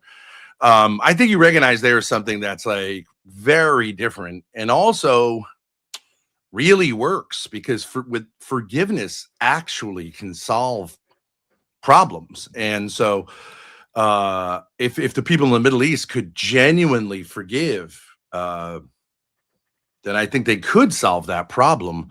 Do you think it always works? Well, I know it depends what you mean by works. You're not necessarily going to win a battle, or right, but like you'll go to heaven. So that's how Christianity. I think you're familiar. Christianity defeated the Roman Empire by saying, "Go ahead and martyr me. I'm happy. I'm happy. Feed me to the lions, because I want to." It was a competition to be a martyr, and the Romans were like, "Well, that's all we got is violence. If you guys embrace our violence towards you, like, we're done. You just trolled us." Like, do you think that there's anything to the idea that one of the reasons that Rome was keen to embrace Christianity was because it did make such docile and such compliant citizens?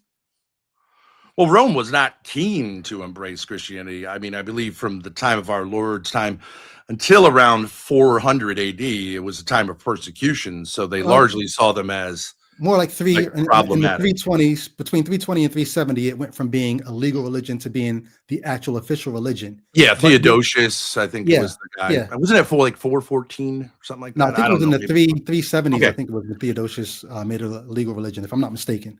Well, I mean, so then when they did embrace Christianity, the Roman Empire largely fell apart right after that. And actually, I believe there was a guy named Julian the Apostate, who was a later emperor, who said, like, let's get rid of the Christians because it destroyed our empire, which is, I don't think, really accurate. But so did Christianity, did they maybe perceive? Well, I think they perceived that, like, we better join with them or we're going to be obliterated. Does Christianity make for a docile citizenry? Yes and no, because you as Christian, you can't kneel to the emperor. You can't engage in like idol worship. So, and you can't really tolerate paganism at all. So, I mean, if you look at the history of the Romans with the Jews, who we see as our ancestors in faith, they did not get along. I mean, the Romans hated the Jews because they just couldn't get them to, do their thing. Even though the Romans were fairly tolerant as an empire, they're like, you can do your thing, but you also have to worship the, Caesar, and you don't really have to believe it, but just do the, and they were just like, nope, I'm not doing it. No, we're not doing it. So gotcha. I do agree. Christians are great citizens, but not if you go too far. I'm having a bunch of thoughts here, but I got a few other people in the queue. Sure. I want to get in here. No people problem. In the queue. One of you, your camera is on. One of you is off. I don't know if you want to take some time to change that. It's up to you. Ben, I'm curious. You just saw this and decided to jump on, or how'd you end up here? Yeah, I've been going around. I have a background in teaching theology, and so I've been just bouncing around with people who are atheists, Protestant, Orthodox, Catholic, and I really appreciate the way you're doing it here. It's like some atheists, I know it's just like Christians. It's just not every Christian's the same, but some of them Yeah. are super hostile, and they're just Well, yeah, you when I know, decided like, to do this, it's I good said to have a I'm going to conversation. come on. I'm not going to be cursing people out. I'm not going to Yeah. be disrespecting people. I just want to talk. I don't Yeah. think that the Bible deserves belief, even though I gave it 30 years of my life. Sure. Yeah. But I want to know why other people think it does, and I appreciate you as well. Feel free to mark this channel and come Thank back, you. and we Yeah. can talk about some deeper issues Thank at you. some Yeah. time. I just want to say, from a Catholic perspective, I know people feel like if I'm an atheist, like I'm damned to hell. The Catholic Church actually has a section in its Second Vatican Council, the most recent council, where they're saying, like, even an atheist, like, we're not judging. And if that's where you're at and you're sincerely there, God's good with that. So I'd love it to be more of a conversation, unless I know on both sides, like, you're the worst, your God is actually Satan, you know what I mean? And it's better to have a conversation, I think. So Yeah. thanks for your time. Ben, appreciate you, man. Talk with you. Here. All right. Before I bring in the next, there's two people who were there, but then there's somebody who was there before who dipped out and came back. I'm going to bring that person in first, who was in the queue, popped out and came back, and that's Craig. So Craig, your camera is on, just in case you wanted to turn it off. I'll give you a chance to do that, and then I'll bring you on. Anybody else who's waiting in the queue, just know I see you. I'll be bringing you on in a few. Let me jump to the chat real quick just to see if there's anything I'm missing.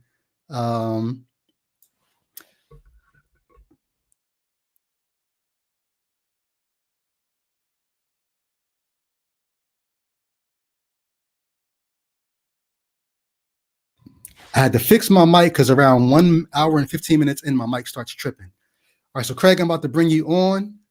Your camera just went dark, so I'm not sure if you want it on or off, but I'm going to bring you on the screen now. I'll give you about 10 seconds in case you wanted to make a change.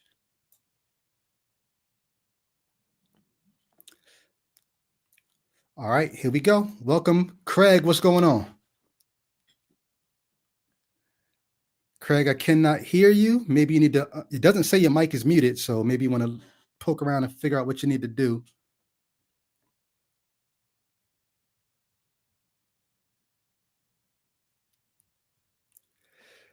All right. So let me remove this, because now it says it's okay. I'm going to remove this one and bring the other Craig back in. So this is a different Craig. I'm not going to kick the other Craig from the studio. Craig, can you hear me? It sounds like your mic is on now. Can you hear me, Craig? Check 1, 2, check. Oh, Craig, you keep popping up on different. All right, I see you and I hear you. Can you hear me? Maybe your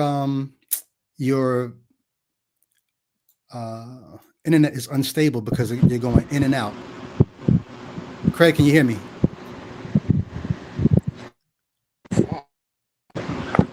I have you on the screen 2 times. I'm going to kick one of yours. Really?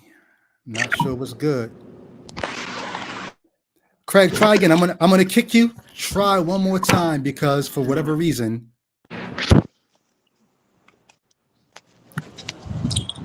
Check 1, 2. Craig, I hear your mic. I don't know what it's doing. Hold on. This is the first time I heard you just now. I can hear you now. You can hear me now? So it looks like you're out where the signal is better. But then we lost you. This is what happens. How about now? Craig, can you hear me? I see you. Can you hear me? Can you hear me? I definitely can. Can you hear me? 1, 2, 1, 2. Can you hear me? If you're viewing this, like, what's going on? These are the kind of kinks you run into. Craig, do you have any earbuds that you can plug in? I can't hear you. I don't know if you can hear me, but I can't hear you. What the fuck is... We hear you. We hear you. I'm going to bring somebody else in, Craig. Maybe you want to pop back in. I'm going to put the link in the chat again for anybody who has not got it. If you're on Facebook, look in the comments. under the comments, not the live chat, the actual comments under the Facebook video. You should be able to pull it up. If you're on Instagram, you cannot find the link on Instagram. You've got to come to us on YouTube to get the link. And you got to go to YouTube and go to ICHAPOD Ichabod on YouTube. Craig, can you hear me now?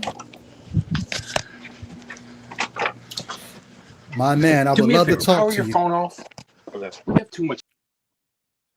He's got somebody there trying to help him with the tech. James, what's up, man? I figured I'd reward people with another face since we're waiting for Craig to pop in. Man, I was having too much fun with Craig. What were your thoughts on the guy Ben, aka Abel, who popped in? Yo, dude, I was so confused by his orthodoxy. He had no real straight line toward like what the concept of a God was, spiritualism, what a spirit is, what a soul is.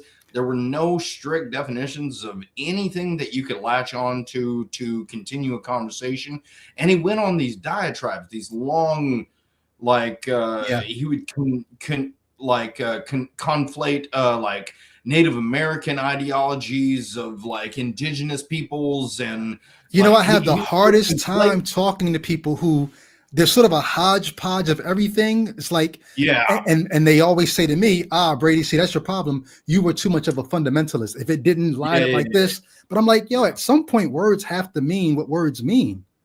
Well, and I do have a place in my heart for, like, I think they call them the Baha type of people, the type of people who incorporate all religious ideologies and that all ideas of God have some correspondence to truth.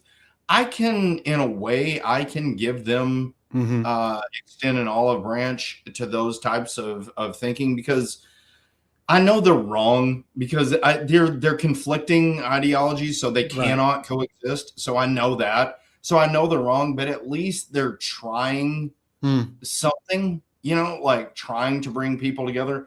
I can extend an olive branch to those people that are like, look, you all just had it wrong. Everybody had it wrong. It is spiritualism, which none of us can define. There are souls, which none of us can define. And there is this spiritual realm, which none of us can define. And it's never been defined accurately. It's never been portrayed in any correct form. But it's there, and we all know it's there. So it's kind of like the elephant. Is that what you like? The elephant idea of everybody's got a different part and describing it different ways. I struggle with that. Trying to describe it in a different way, and it's there, and we all know it's there. And you're just trying to deny that you don't know it's there. If you're not trying to find your version of the piece of the elephant, you're just denying that it's there, because we all know it's there. I can extend an olive branch to those people. I really can, because they're not entirely closed off to the fact that they're going to be exposed to another idea tomorrow, right? Yeah. And so hopefully they will be exposed to something like laws of logic, like the law of identity, and but here's the thing about that, James. Here's the thing about that, because if you're the person that says, oh, you just had the elephant's trunk, you had its tail, you had its leg, you had the side. If you're that kind of person, and you're helping me now, because at least that kind of person is willing to say, none of us is 100% right. So if you're able to say that none of us is 100% right, and then add the last part that you just said, if you can get that person to latch on to the scientific method and latch on to the things that we've been able to rule out this, rule out that, then maybe that person could start saying, oh, I can't rule out as much of science as I can with religion. There you go. Maybe this is a better, that's very good. So we still have a segue in with those people, because they're so open-minded that maybe we can extend this. Like, what if I could bring you an avenue that brings you more concrete answers than what you've been looking for? What if I brought you these laws of logic? What if I showed you this rule of electromagnetism? What if I showed you how the laws of entropy worked? What if I were able to demonstrate to you how this molecule interacts with this electron and how produces this result. And if we start to be able to say, hey, maybe I have a better method. I'm not saying I'm totally correct, Right. but this method seems to yield the results that we're looking for to produce outcomes that we're either trying to test to see whether or not we're correct, or we're trying to change the nature of our future. Either way, using this modality of the scientific rigor and scientific method seems to be helping more often than not. Yeah. And it's better than flipping a coin. It's better than chance. And as much as we can still stay open-minded and say, yeah, sure, maybe an infinite of possibilities is still possible. Sure. Let's all stay open-minded.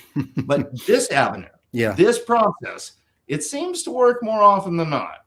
Yeah. Why we not rule out less with this method. As opposed to with religion, we keep finding things that we have to rule out. I used to take that literally. Now I've got to take that figuratively because we learned this is true. We learned that. Exactly. If your method or your preferred source of truth or your preferred epistemology keeps you having to let go of things and rearrange things and reconfigure things and re-explain things, maybe that's a sign that it's not the best method. Yes. Well, and also I do have this like epistemic, like foundational truths. Like, what do you hold as foundations? And it seems like a lot of these people that we are speaking to have this faith as the foundation. So it really gives this flexible, like wibbly wobbly foundation. And then, from there, we have to kind of try to figure out our truths and our epistemology and where we come from. But we all kind of have this epistemic foundation. I tend to lean on like epistemology. Craig. Hold on. Let me just say, Craig, can you hear us? Yeah, I can hear you now. Okay. Hey, James, I'm going to throw you backstage for a minute and talk with Craig. Yeah, absolutely. Good to see you. Yo, I'm so sorry about that. That's it's bad. All good, man. All good. Glad you made it. I can't hear you. I don't know what you put me on, but I can't hear you. I can see you, but I can't hear you. You can't hear me right now? Let me see. What if it's... You just heard us. You just heard us. I heard you a second ago. Hold on. Let me see something. But I can't hear you now. Can you hear me now? Are we audible? I don't know. Because he heard me when you were on the screen, James. As soon as I took you off, he couldn't hear me again. Craig, can you hear us? I can see y'all waving, but I can't hear us. You can see us waving, but you cannot hear us. I didn't do anything I'll different. I'll get back in the room in 1 second. I'm going to try something else. Hold on. All right. There were a few other people. There were a few other people who were in the queue waiting, but they dropped out. If anybody's waiting to hop in, now is your time to do it. I tried to put Craig ahead of y'all because he was here originally and then dipped out. What if we put out like a I think maybe we should ask people how they can say that morality is objective under the God frame or something. I'm gonna do a whole different day for morality. Now, if somebody brings it up, we can dive into it. But I want to do that one. However you want to go, but maybe we should put out like a question, like, do you think God is real, or like, can you define a soul? We could pose those. We could pose those.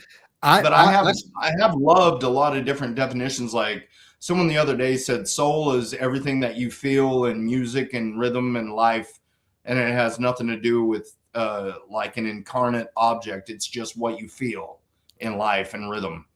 I mean, I was kind of like, all right, if you want to call that a soul, then I guess I do believe in a soul. Like, hold on, Craig is back. Let me see if we get Craig. Give me 1 second. Okay. Craig, can you hear me?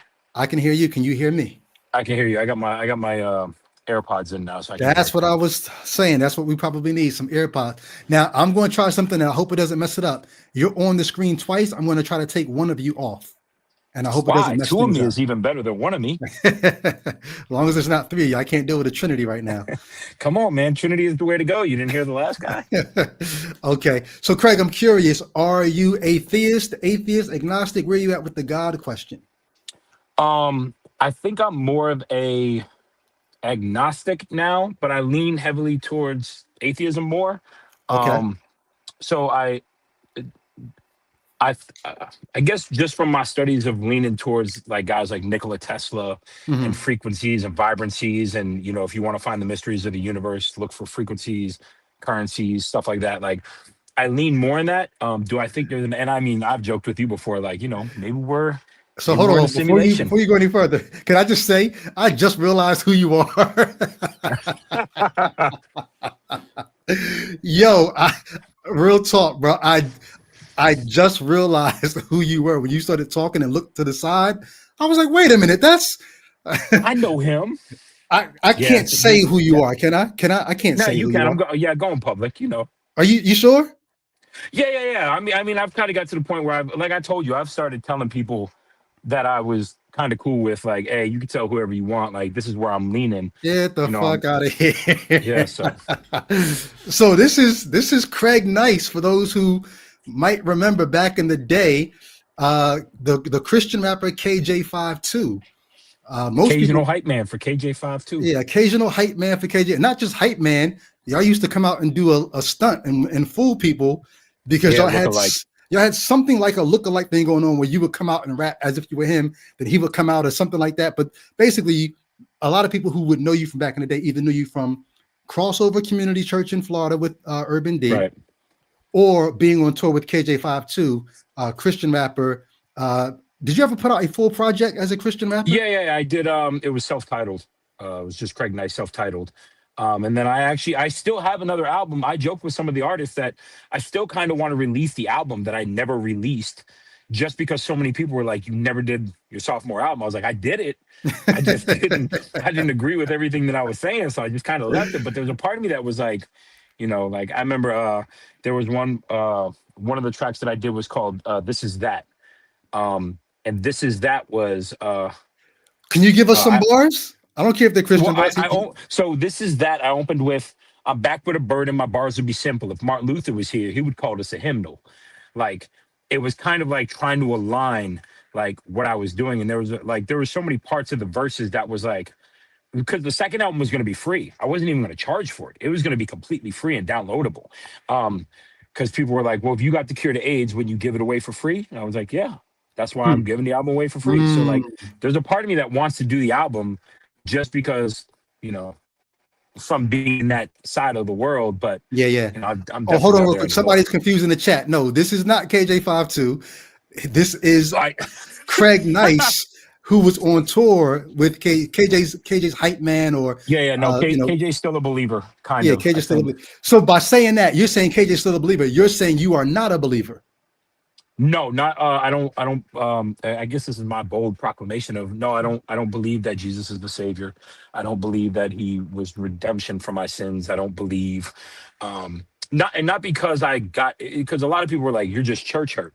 And I'm like, and they were like, "Well, you can't believe the church. You got to believe God." And I was like, Mm, "Right, but the church is God's representation." mm, his So body. if I'm having a problem with the church Mm, and y'all keep protecting them, mm, then I have a legitimate problem with him. And then if he's not answering it, like you were saying to the first guy with the prayers, like if he's not answering prayer, at what point do you just go, well, maybe he's not there? mm.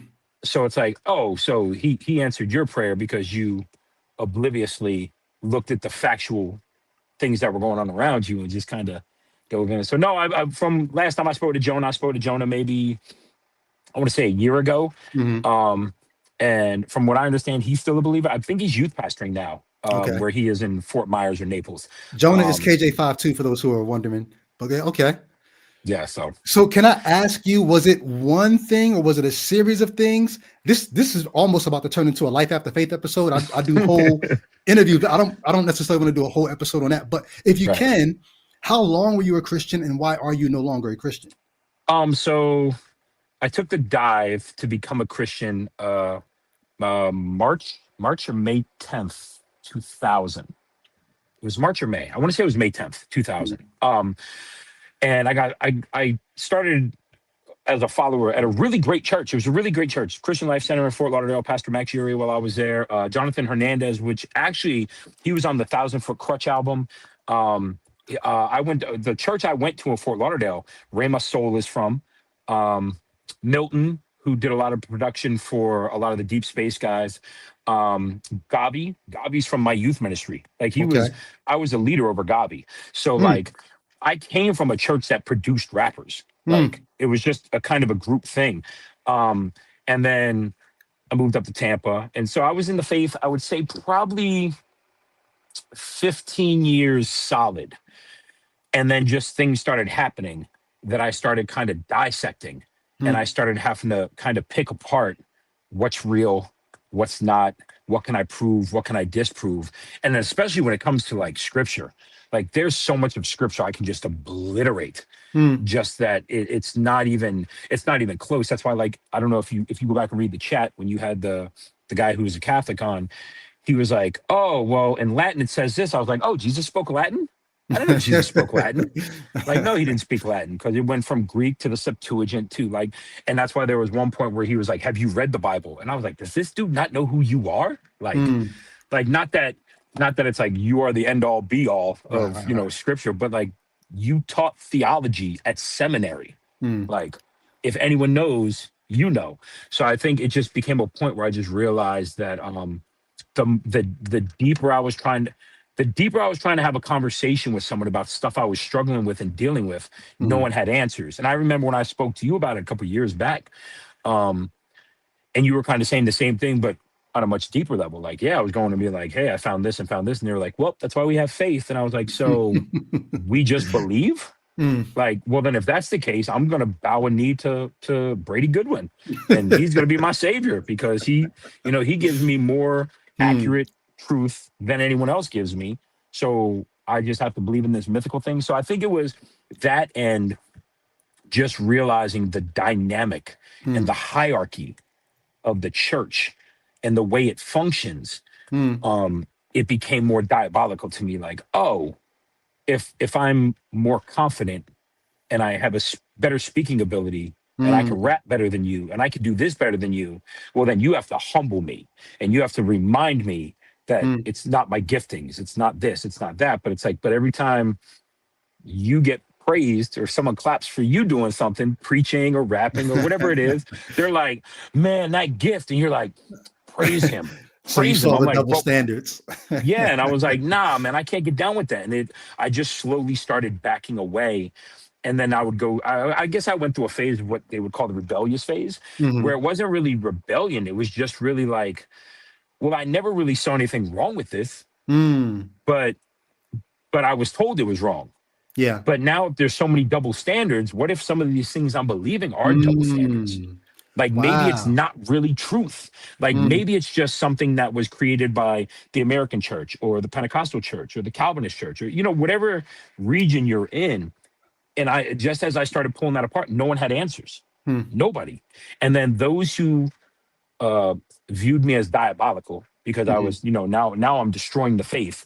So Hmm. now they would either pull away from me and tell others to pull away from me, or, well, brother, I'm just praying for you. I'm like, yeah, let me tell you what praying for me did. Praying for me got me where I am.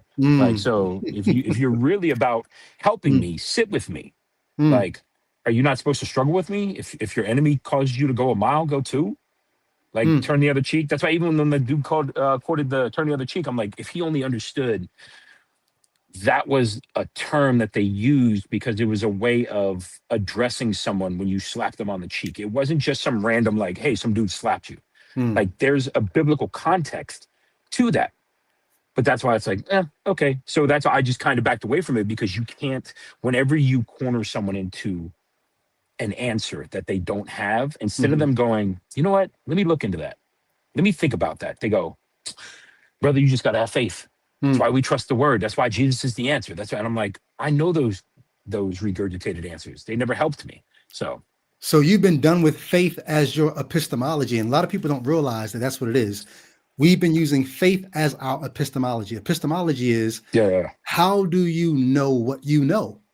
Why right. do you think that the things that you know are true? What's your Mm, how are you justifying your knowledge? And as Christians, we were taught to use faith as our mm, epistemology. But like you said, if faith is my epistemology, that people put faith in anything, that doesn't make it yeah, true. yeah. Well, So and that's how why there was yeah, one quote that I said. The guy said something, and I said, honesty, truth, and facts are not the same. Mm. They can be, but they're I not think the I same. quoted So you on that. I think I quoted you on my Facebook page. You said it to me in a private chat. And the way you broke it down, I was like, that's so profound. I went and reposted it on Facebook. But can you go ahead and break that down now?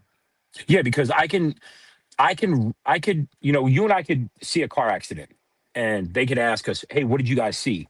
And you're like, it was a green car. And I'm like, nah, it was a blue car. Now I'm answering honestly Mm-hmm. and I'm being truthful because I'm not trying to deceive, but what I saw might not be factual.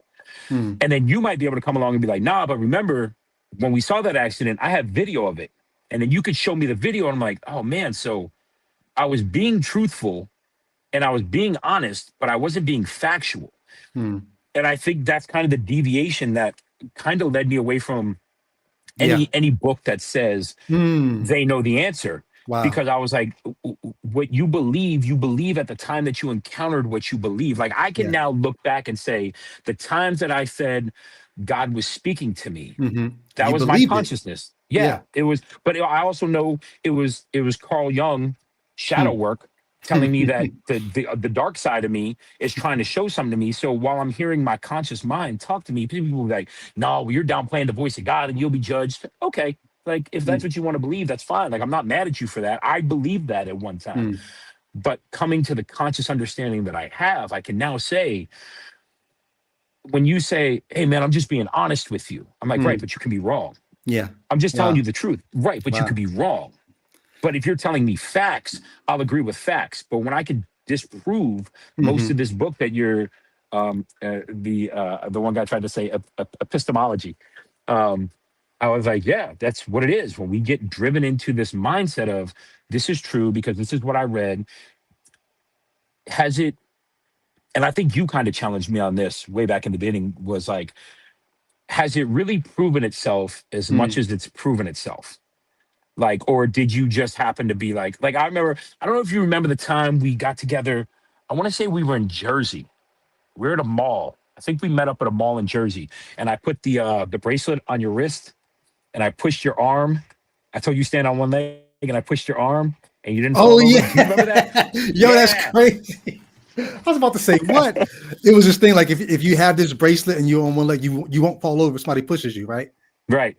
Okay, Yeah. that's And then I crazy. did it and you were like, no, this is some mind stuff. And it's one of those things like when you watch this stuff, you'll see it's like, hey, if you read the green phrase, you'll hear this. If you Mm-hmm. read the red phrase, you'll hear this. Well, how is it can be different if I'm reading two different things?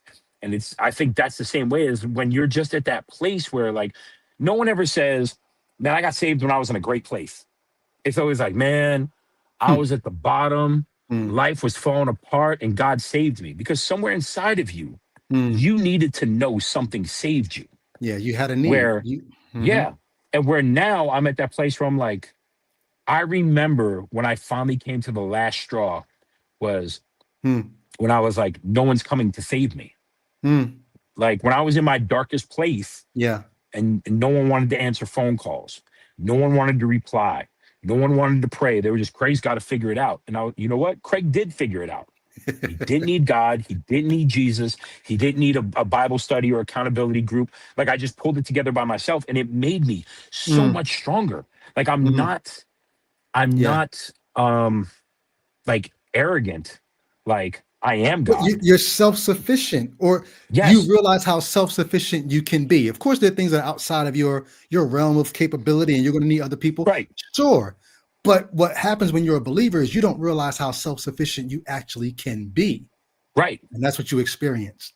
Yeah, because it showed me that the faith was robbing me. And I don't remember if I said it to you or if I said it to, because I mean, I still converse with a lot of the Christian brothers I had that they're brothers to me. You know what I mean? Like they've been through life with me. Mhm. But I told one of them and I was like, you know, I bowed to a lot of weak leaders. Like Mm. I yielded because the Bible told me yield to my leaders. Mm. And they were weaker. They were dumber than me. They weren't stronger than me. They weren't Mm. better than me. And they weren't propelling me. And that's why Mm. there's some places when people are like, yeah, but when you were a part of this church, what about this? I'm like, well, go back and do some research. See Mm. how many of their youth pastors have fallen to adultery. See how many of their worship pastors have left due to adultery. What Mm. kind of leader do they have if that's the pedigree of the church? Mm. Because that should be the determining factor if you follow this. So for me, I just realized like, man, I would have been so much faster, so much stronger, so much better. I would have impacted so many more lives had I not shrunk back to the weakness that was around me. When I knew at times, like, I knew I was a better rapper than a lot of the guys around me. Not because I think I'm the greatest rapper, but I just knew I was better than a lot of the guys around me. But it was, well, no, we got to check you. And I'll never forget the first time there was one church that I preached at. The first time I had begged for months, let me speak. And they would let all these people who were not called to be preachers, not called to be pastors, not called to be leaders, let them speak because they had a testimony. So they finally let me speak. I spoke, tore the house down. It was the first time I had spoken there, tore the house down. I had practiced, I had everything on point. The pastor took me out to lunch on Tuesday and said, hey, before I say anything to you, don't get a fat head. That was the first thing out the mouth. And I'm like, all right. They were like, you did good, but don't get a fat head because I know you'll do that. And I was just like, oh, because I'm a better speaker than you. I convey better than you. And not because of anything then. I have people that I knew when I was growing up. I used to speak with a lisp all the time and say stuff like this. And what did I do? For a year and a half, I practiced on pushing my tongue to the back of my teeth. So when I speak without a lisp. Sometimes it comes out. I also read the dictionary. I also built my vocabulary. I learned how to articulate myself. I learned how to deliver a message and not just rely on antics. Because I remember, like, Paul was the greatest impact for me becoming a great speaker. He was like, I did not come to you with cunning words or this or this or this. I came with this. Hey, when I was a child, I behaved like a child. I spoke like a child. When I became a man, I put childish things aside. Like, I indoctrinated into me. So it became a thing where I was like, oh, like, if God's really for me, why has he got you stopping me? Because anytime Moses had Aaron, he spoke for him. When he had Joshua to lead an army, he led for him. Like, I see the propulsion of all great leaders.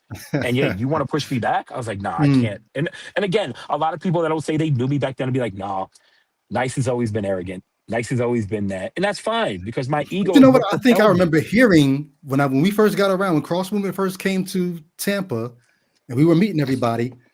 If I'm not mistaken, I think I remember somebody even like basically like, if you're going to pray for these people, this one, here's his issue. That one, here's his issue.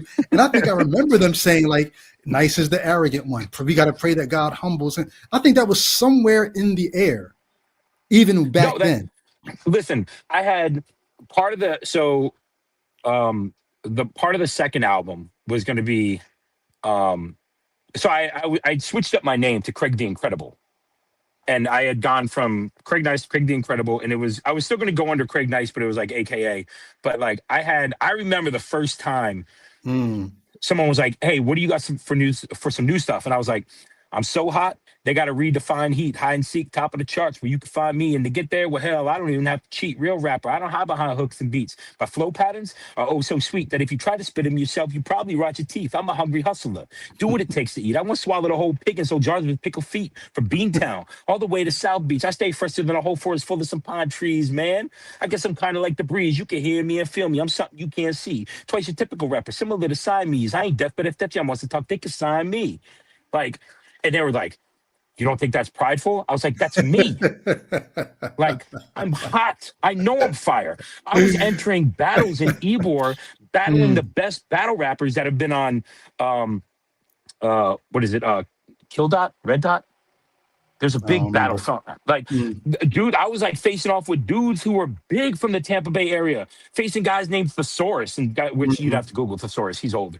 But like, I was battling these dudes, and everyone loved me in the club when I was battling them as a Christian. But now all of a sudden, when I'm the same guy in the church, you don't like me? Like, come on, man. I can't mess with y'all no more. That's why I think I loved when I got to New York. It opened my eyes to a lot, and it allowed me to embrace who I am. Like I started to become unapologetically me, and being like, I don't want no problems with nobody. People that I've bumped into problems with in the past, and all, like, I don't want no beef with nobody. I don't want no trouble with nobody. I just want to be me. If you don't like me, that's fine. Just stay out of my face with that. Like, you don't, like, be who you are. And none of them want to talk. None of them want to have conversations because they know I'll never forget when I was at Crossover one day when I was at Southeastern. For those of you who don't know, I attended Southeastern University, which is a liberal arts school now, but it was a Bible college once upon a time. Hmm.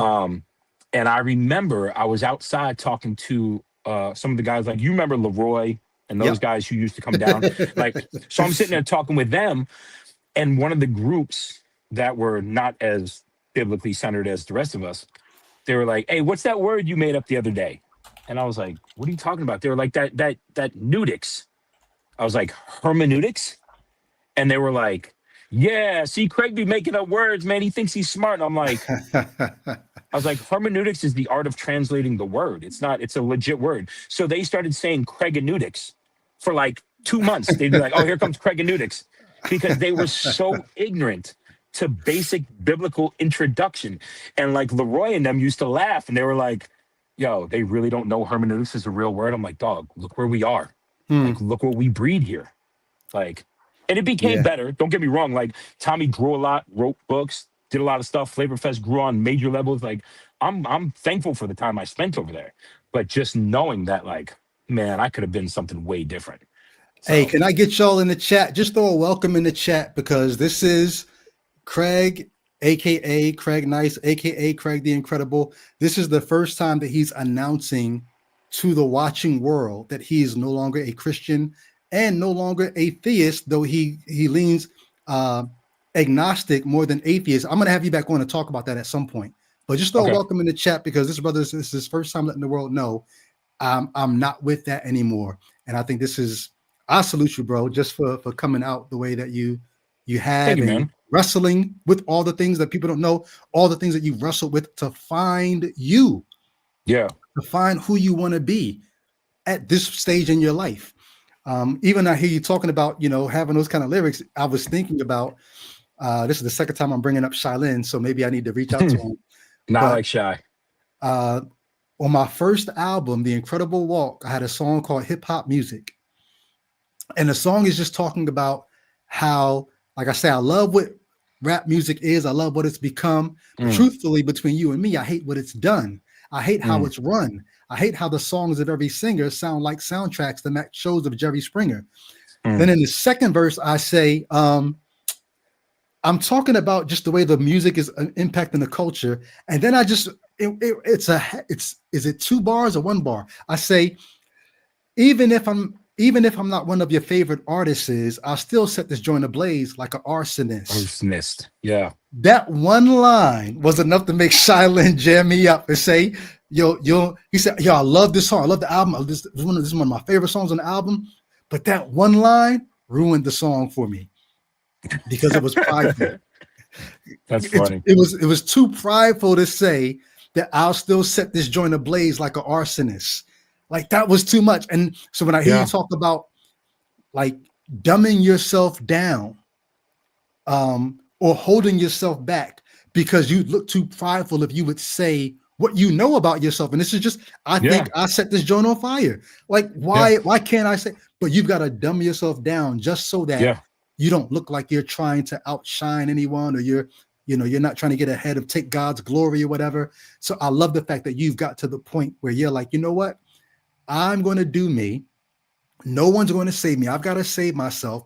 And Yeah. I'm going to see what I can actually do for me, how self-sufficient I actually can become. That's what this life is, man. And so I Yeah. celebrate Yeah. you for that.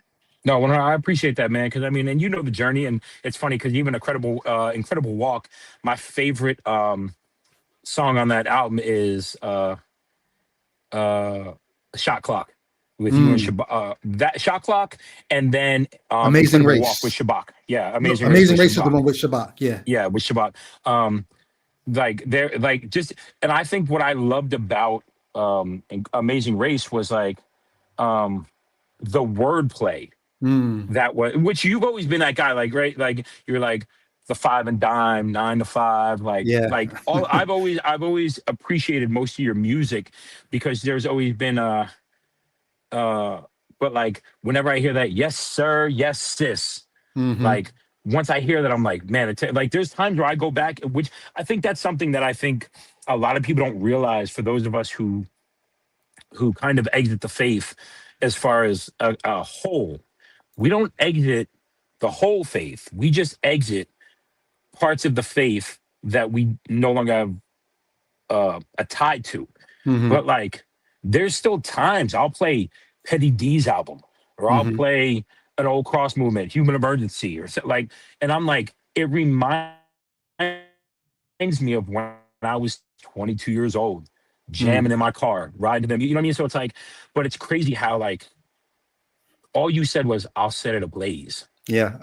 Like that's not even like, you weren't like, I'm the hottest artist ever around. Christian rappers can't touch me. But it's funny because I remember conversations we used to have way back when, because we were kind of in different camps. I was more in an evangelical camp, and you were more in a Calvinistic camp. There were still those times where like we were cool because I think we just happened to link up at the right time Yeah. where there was kind of a crossover, right? Like, and not No crossover pun like Tampa intended. crossover. Right. Yeah. But it was like there was I remember you guys sitting down at the GMAs. Was it Hmm. GMAs or the Doves? Nashville. Hmm. Yeah. You guys sat down in one room. It was like T-Bone, I could name a bunch of people that would be Oh, like, yeah, I remember that. That's who are you crazy. guys talking about? And like, it was kind of like, and I remember when you first started getting cool with uh who Braille. And like Braille Mm. was like, Yeah. man, I thought I was the evangelist, and Hmm. you thought I was the drier side. Like I was just Dang, trying to you be the remember rapper. that? That's Yeah. crazy. So That's like people, well, and also crazy.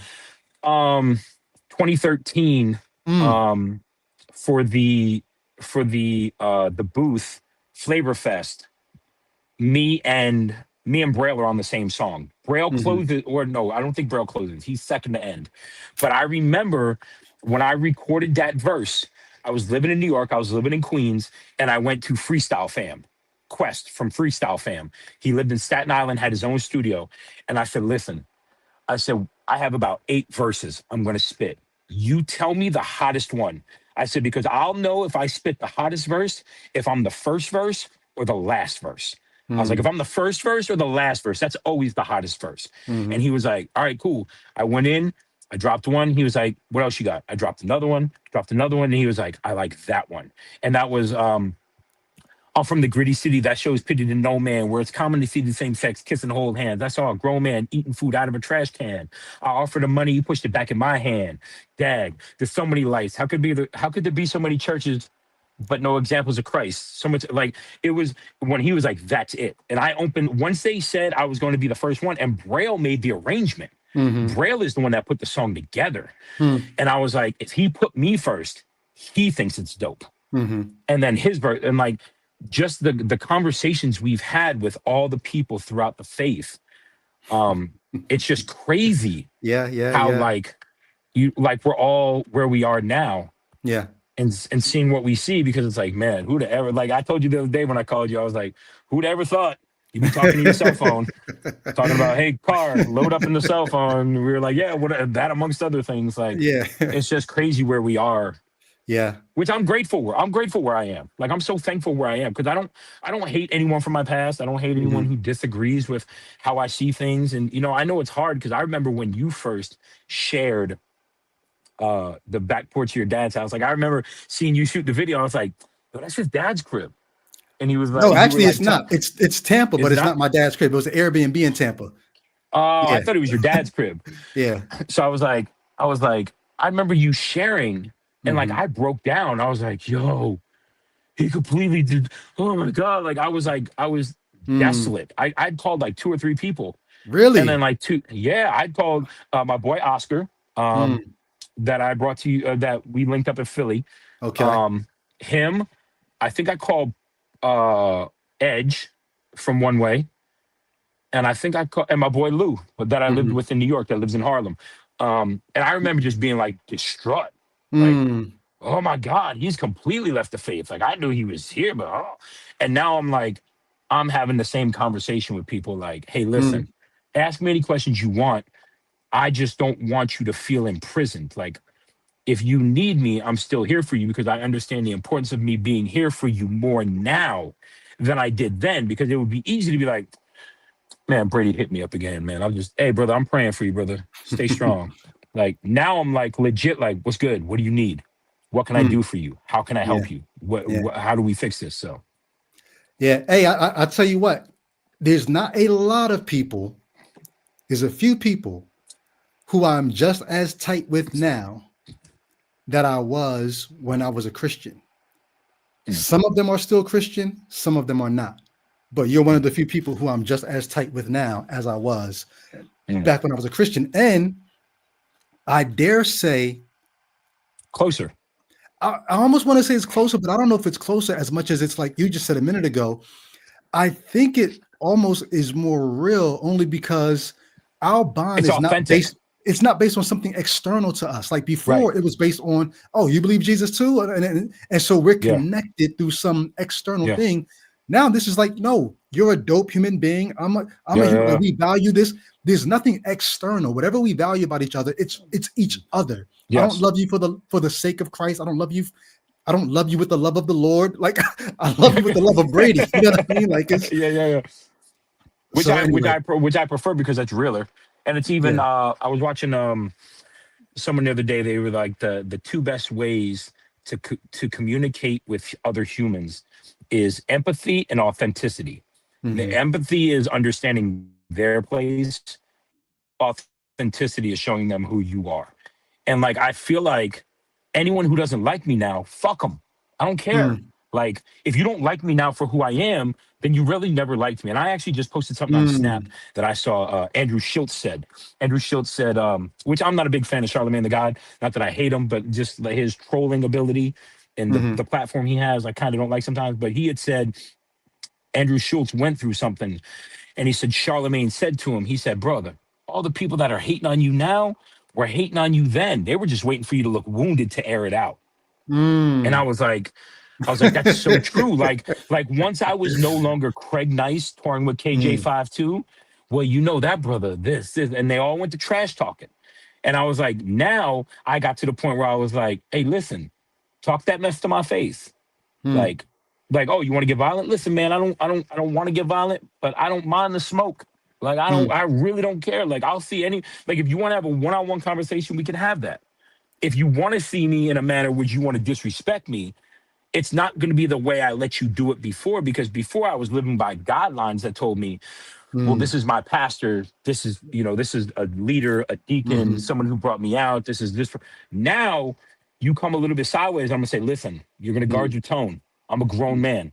You're going to mm. talk to me like a grown man. Like, and we can have a good conversation. I'm not trying to threaten you. I don't want to insult you. I don't want to, but don't get it twisted. Yeah, Like, I'm yeah. not the 185-pound Craig Nice back then. I'm the 240-pound. I'm putting up 250 on the bench. Like, we can get it if you want to get it. So, And on that note, did you hit the gym today? no, I've been drinking all morning. All right, so I got to get back on texting you then. Somebody in the chat, I'm not sure how they meant it, but I think somebody meant this. They said, y'all still connected through shared beliefs. I just want to I don't know if that's maybe somebody who's a theist thinking, oh, atheists have beliefs too. Atheism is a religion, whatever. Y'all are still connected by that. You may not have meant that at all. I don't know. But in case anybody's thinking we're still connected via shared beliefs, like I introduced my statement by saying, there are a few people who I'm as tight with now as I was when I was a believer. And some of them are still believers, some of them are not. So don't think the only reason why me and Craig are still connected is because we're both unbelievers. I connect with anybody authentically who wants Yeah. to connect with me authentically. It's not about whether or not you believe or don't believe. That's not how I get down. I Well, don't and care whether you believe or not. I well, and like I let people know all the time, like especially when I connect with you, like anyone that's watching this, 99% of the time, the minute I get on the phone with Brady, like I say some anarchist, like non-biblical, not. I'm like, hey man, I greet you in the name of anything but Jesus, like because not that I try to be insulting to anyone who believes that, but knowing that him and I share this common ground of that. I think, yeah, we could say, well, we've graduated from this to this to this to seeing, different venues and different aspects of life. But, especially what, like you were just saying, connected with humans, I think of how many times we, go out to eat. whether it's, me, you, and Tone, or we're at a gas station and someone says something and we just spark up a dope conversation with them. Like, even as believers, we were just good people. Mm, Like, we just liked people. We just mm, enjoyed interacting with people and getting to yeah, know people and hearing people. So that's why, like, I love seeing everything you do now with all the live streams, bringing on different people, different interviews, different aspects, because it's just a deeper dive on who we were. Which, excellent. honestly, if you were still the fanatic, not the fanatic, um, you probably wouldn't be doing what you're doing. I wouldn't be venturing into workout clothing and Mm, YouTube videos and the stuff that I want to do. And not that I think, you know, there might be a place where people need that stuff, but I just yeah, realized most of the people that I remain friends with in the faith that are either not in the faith, like you said, or still are, we were just good people. And we just connected on that one aspect. And now we have an even deeper way of helping each other, where when yeah. you're like, hey, what do you think about this? And I'm like, man, I didn't think about this. And then I call you and I'll Hmm. be like, hey, I'll send you a text and be like, hey, I got 3 questions for you. What do you think about this? And it's like, we're just helping each other get through life. Yeah, So I excellent. think that's what we were doing the whole time. It's Yep, just yep. now, Just different means. Hey, yeah. I got one person who's in the queue I need to get to. Um, but thank you. I was not expecting to be doing a life after faith anything today. This was really just to take calls from people who were theists. I'm going to be doing this more often, so you all will see me doing this. Let me get to this other caller, but I'll kick it with you, man. Thanks for coming on. Yeah, definitely, of course. Yep, much love.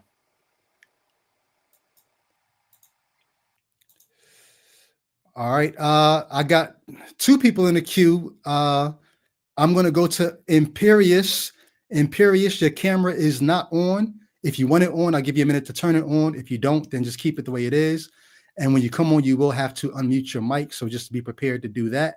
Maybe you want to look and find that now. And I'll bring you on in a couple seconds. I'll give you a chance to look at your phone and get all your settings the way you want them to be. Let me look in the chat and see if I'm missing anything. I do have a hard stop. I need to send. Oh, you know what? I have an interview to do with somebody at 6 o'clock. So, and it's not going to be live. So I need to get ready to get off of here. So let me make this call really quick. Let me bring on Imperious to the channel. Imperious, what's going on? Your Yeah, mic is hello. muted. Good afternoon. Hey, what's Good happening afternoon.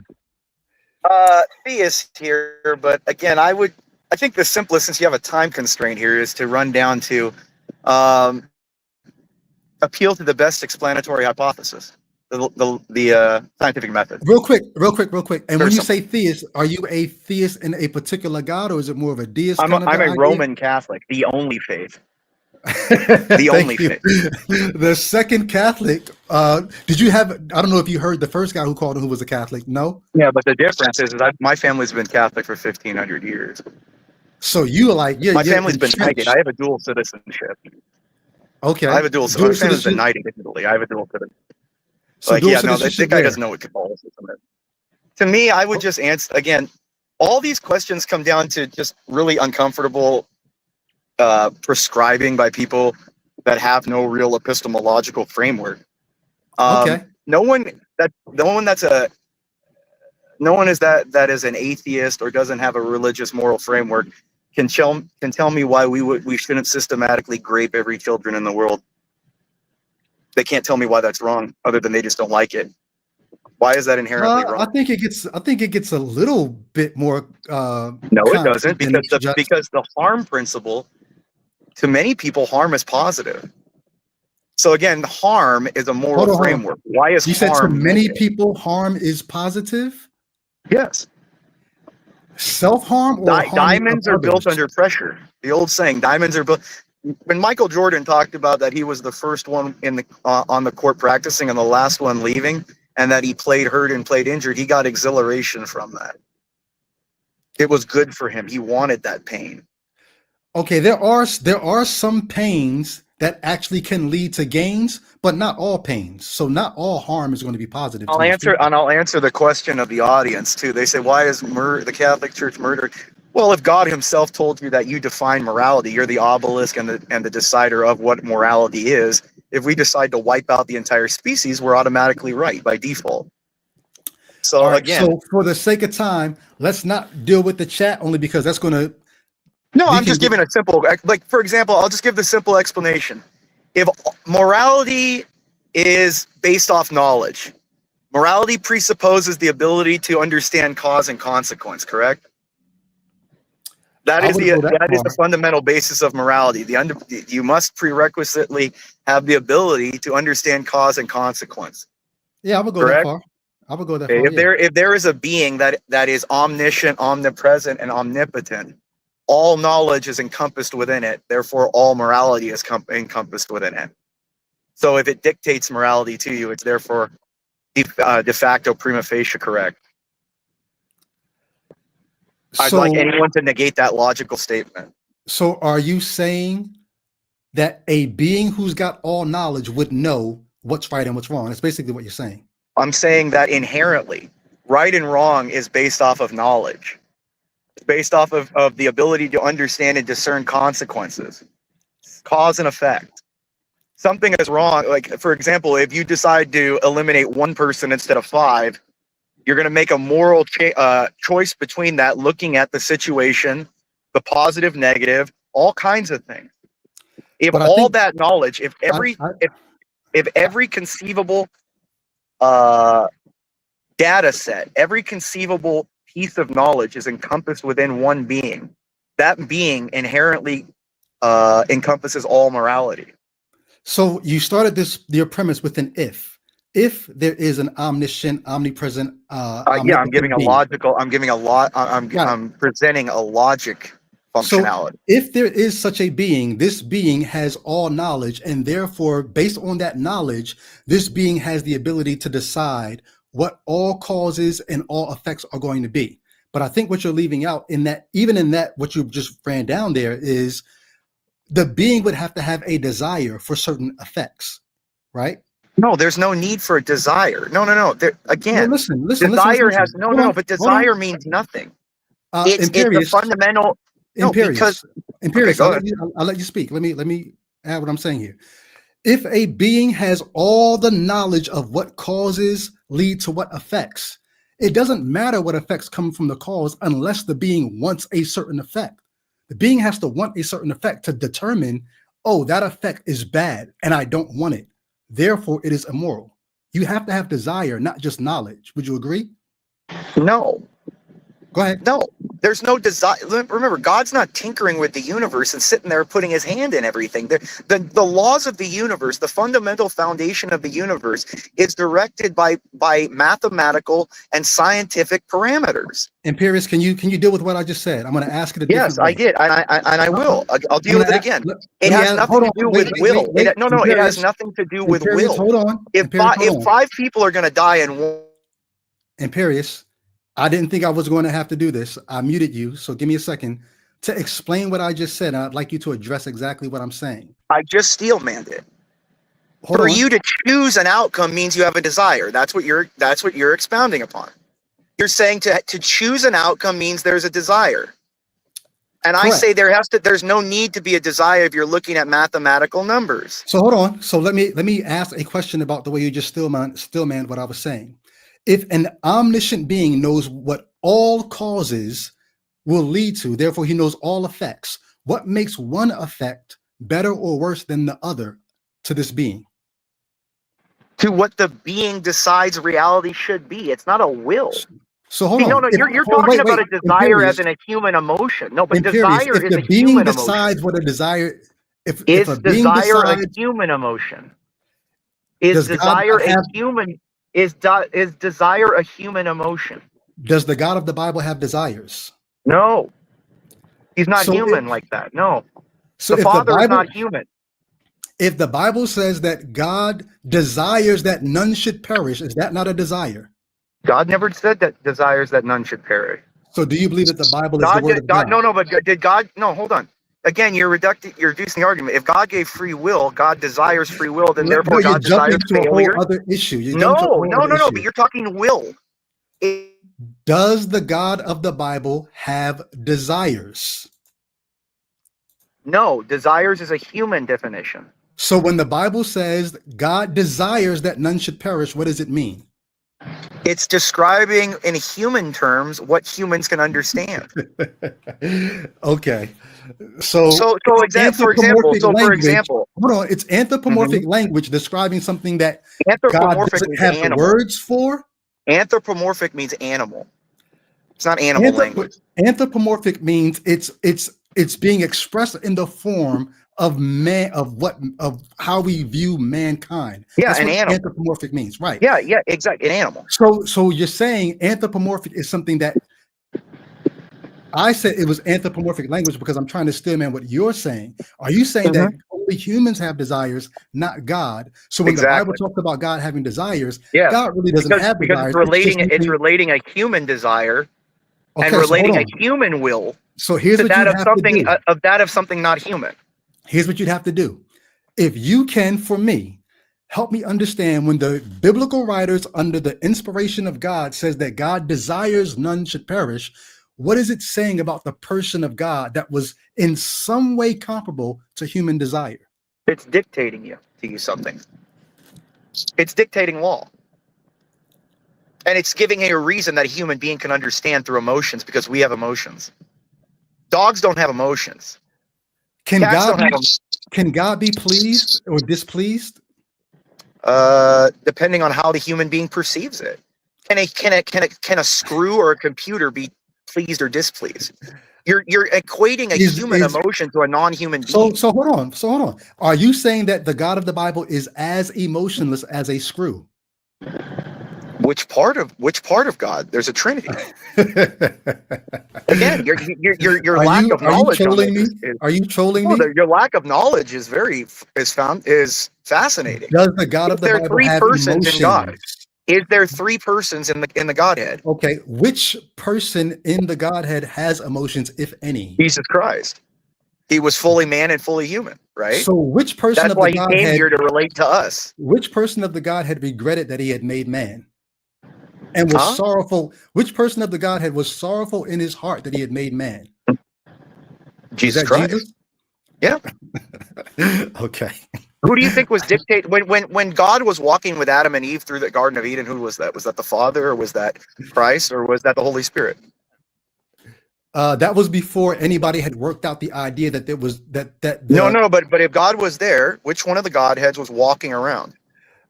At that time in the evolution of the religion, you There's had no evolution of the religion. there is an evolution of the religion. No, there You had wasn't.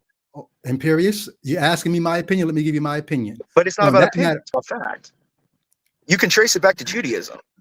Imperious, my understanding is that at that time, But you don't understand, obviously. So you're not going to let me talk. Well, I'm just saying. You can say you don't understand. understand. Okay. At that time in the evolution of the religion, the high God was either El or Yahweh had been promoted to the position of high God. What was Elijah? I'm going to keep muting you until What was you let Elijah? me finish. Or I'm going to kick you from the channel. Let me explain what I'm saying to you. Okay. I kicked him from the channel. The idea that the God in the Bible, in that part of the Bible, was Jesus Christ is a much later addition or much later evolution of the religion. At that time, there was no. It's interesting to even think about it because it's not that there was only one God at that time, but there was a pantheon of gods at that time. And so you're either dealing with El or you're dealing with Yahweh Elohim, but Yahweh Elohim was just one of a council of deities. And so Yahweh Elohim was the one who was walking in the garden, and to try to decide was the Yahweh Elohim God the Father, God the Son, or God the Holy Spirit, no one had the wherewithal to even begin working that out at that time. The idea of a Holy Spirit and a God the Son, as in the only begotten Son, is a much later iteration of the Christian version of the religion. None of the other members of the Trinity were even thought of at that time. So that's what I was trying to say. But I have an interview I got to do at 6, and it's just about that time. So I will be hopping back on a few days a week, opening up the lines. Imperious, if you're still watching and you want to call back, do. But if I mute you, don't unmute your mic like you're going to still get your word in. I'm going to kick you from the channel. If I mute you, that means let me say what I'm saying, and then I will unmute you so that you can respond. But don't have a mute war with me. That's not going to go well. All right. I'll be back in not tomorrow, but Thursday. I'll be back during the day. Y'all have a good one, and I'll catch you on the next stream. Peace.